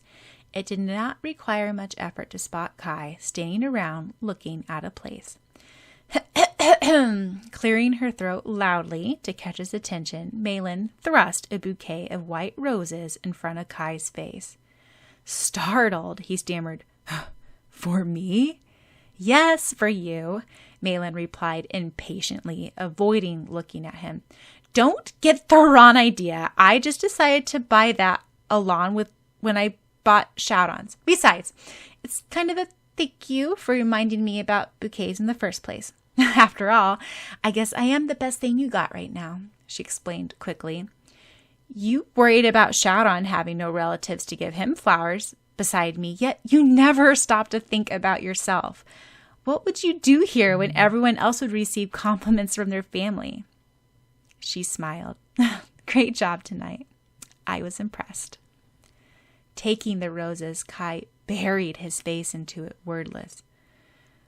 Maylin, thank you. He looked up, smiling whimsically. You know, though I've given out hundreds of roses to people, this is the first time receiving them. Mischievously, Maylin commented, "Well, if you do things to deserve bouquets, you get them." Then scowling, she said, "Of course, you did break the promise with me about not stealing anymore." At the mention of this, Kai sighed and murmured, "Oh, I'm so sorry." Slowly, he trudged back to the lighting room, still clasping his white roses tightly. Instantly, Maylin regretted adding in her last comment. She didn't have to bring it up on such a night. Plus, he had never apologized to her before. It felt uncomfortable. She would rather have him laugh it off, as always. Then again, Kai did break the promise. Shrugging, Maylin decided not to think of such things and spoil her good mood. Around her, people were still chattering away about the musical. "My, this musical has had more costumes than any other production in the world," a mother commented. "Juliet alone had more dresses than any female protagonist on Broadway." "I know, Mommy. Did you see Juliet's ballroom dress? I want one like that, too," her second-grade daughter stated. "That girl, Kinomoto, is just so cute," the little girl's older brother commented. "I thought she was just good at cheerleading, but she's a versatile actress. I never thought a simple school production could actually move my heart." "I saw you cry," the little girl stated. "Shh," her brother replied, hotly annoyed. Strange, I thought I would hate Count Paris for killing Juliet, but he was such a captivating villain. A Seiju high school girl sighed from the other corner of the auditorium. "Oh, he really is a tragic character." "Oh my gosh, I thought my heart would drop during Juliet's dying scene," her friend replied. "I was completely blubbering. See? I used a whole pack of Kleenexes. Oh, Romeo is just so handsome and romantic." "I know," a third girl squealed. "I wonder why he wasn't scouted by movie directors. Seriously, I'm in the theater club, and I would have known if such talent existed in Seiju Junior High. Do you think Lee Kun would think me crazy if I asked him out?" Silly, you're 3 years older than him, the first girl replied. Then again, age doesn't matter in true love. Still, in another part of the auditorium, fathers and their sons were discussing. I don't see how the sword fights and special effects were managed. No matter how hard they rehearse, I don't see how that boy playing Romeo could master that kind of coordination in his swordmanship. In the blood, a son cried out with thrill. Shaking his head, another father commented, I would really like to talk to that ingenious head of the lighting and technicians, Mizuki Kai, and recruit him for my technology firm. Do, father, his college daughter said. He's really hot. Speaking of hot, that girl playing Rosaline was hot, the little brother added. But she doesn't have the grace and sincerity of Juliet, his friend replied, and no one beats her and Romeo. Everyone agreed to this. Then someone shouted, Who's going to purchase the Starcrossed video? Sign up to pre-order one. All profits will be donated to the Children's Hospital Fund. Within a matter of seconds, people flocked to the sign-up sheets for the video. Mei Lin-Qian, have you seen Syaoran? Sakura asked, finally having escaped the throttling mob of eager crowds and some new fans asking for an autograph. So far, Arima, Asuma, Mike, Shin-san, Iro, Tomeo's mother, and all her friends had congratulated her. She had acquired several more bouquets along the way. Meilin realized she had been spacing out while listening to all the people around her. I think he's backstage. Oh yeah, as the original Juliet, I'm really glad that I handed you the role. Smiling, Sakura said, Thanks. That was Meilin's way of telling her, good job. If it weren't for you, I wouldn't have even been in the musical. Nah, the role is just perfect for you. Just look at you tonight. But it wasn't me. It was Syaoran who made it possible, Sakura said ruefully. Hey, Nako, do you know where they put the five treasures of Verona? Syaoran asked, weaving in and out of chairs, tables, bits and pieces of costume scattered about, makeup, shoes, and numerous odds and ends left by the careless, hectic students. Shrugging, Nako said, it should still be on the round table. Thanks. Syaoran rushed to the other side of the stage where the props were stored. He quickly spotted the round table with the crimson cloth covering it. It was empty. Did someone remove the treasures? He could have sworn that Mizuki Kai did not have time to slip backstage since the end of the last act. Desperately, he began to crawl on the ground looking. The ring or the necklace could easily have dropped on the ground when the table was being moved. Ouch! Syaoran banged his head against someone else's. Frowning, he stood up. Aaron. Have you lost something? Aaron asked coolly. No, Syaoran replied quickly. Then he noted how Aaron fingered his left earlobe nervously. Presuming that Kai really did steal the ruby earrings during the fleetingly brief blackout, how did Kai ever steal the earring off of both Aaron and Erika? Kaido Magician truly was a frightening person. Pretty amazing tonight, Aaron stated. Was that a compliment or another one of his double-meaning comments? Syaoran wondered. It didn't matter. Just because you kissed her once on stage doesn't mean you won our little bet, Aaron said blandly. Syaoran brushed that snide off as it was not worth responding to. Besides, he had kissed her more than once. He grinned, which made Aaron more uneasy than when he scowled. And for your knowledge, I was speaking the truth when I said I didn't tell Sakura about the bet. Aaron added, I never tell lies. I don't care either way, Syaoran replied smoothly. Neither do I, but I think Sakura does, Aaron replied, leaving the prop room. Seeing Aaron come out from backstage, Sakura asked, Aaron-kun, did you see Syaoran by chance? No, Aaron replied shortly. Then he changed his mind. He's in the prop room. Oh, thanks, Sakura smiled. You were great, Aaron-kun, as Count Paris. You're the one who surprised us all tonight, Syaoran replied, smiling back before slowly walking away. Is it just me, or has Syaoran also become more human these days? Sakura mused. Finally, tentatively stepping into the prop room, Sakura asked, bemused, Syaoran, what are you doing crawling on the floor? When did that thief come in and take the 5 treasures? Syaoran demanded. Shrugging, Sakura replied, well, there must be a reason why he was once the top 20 most wanted criminal. We found out tonight. Don't worry, I'm sure he'll return everything tomorrow like he always does. He probably took them because he didn't want them to get lost in the backstage. Besides, the actual 5 Force treasures were a nice touch to the production, I think. Of course, Sakura wouldn't think badly of her friend. Standing up and brushing the dust off his pants and hands, Syaoran said, well, he better not run off with them. Chuckling, Sakura said, how could I have ever thought you were a complete different person back on the stage? You're just the same old Syaoran after all. Is that a good thing?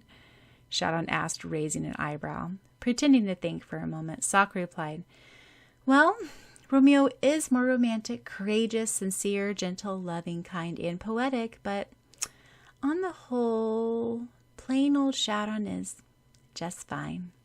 Syaoran laughed. Thank you. I'm really flattered. Well, the long-awaited production Starcrossed is finally over, Sakura said lightly. Though it had been immense hard work and had constituted probably the most effort and time she had ever devoted to a school activity, she would miss the rehearsals standing on stage beside Syaoran. So, who would you say won the bet? Syaoran asked jokingly. Sakura pretended to think. Well, it is true you did save me in Act 2 when I forgot my lines. But you made it up with your quick thinking of using the sword card when your prop sword broke. Syaoran reassured. And then I tripped over my own feet, Sakura added.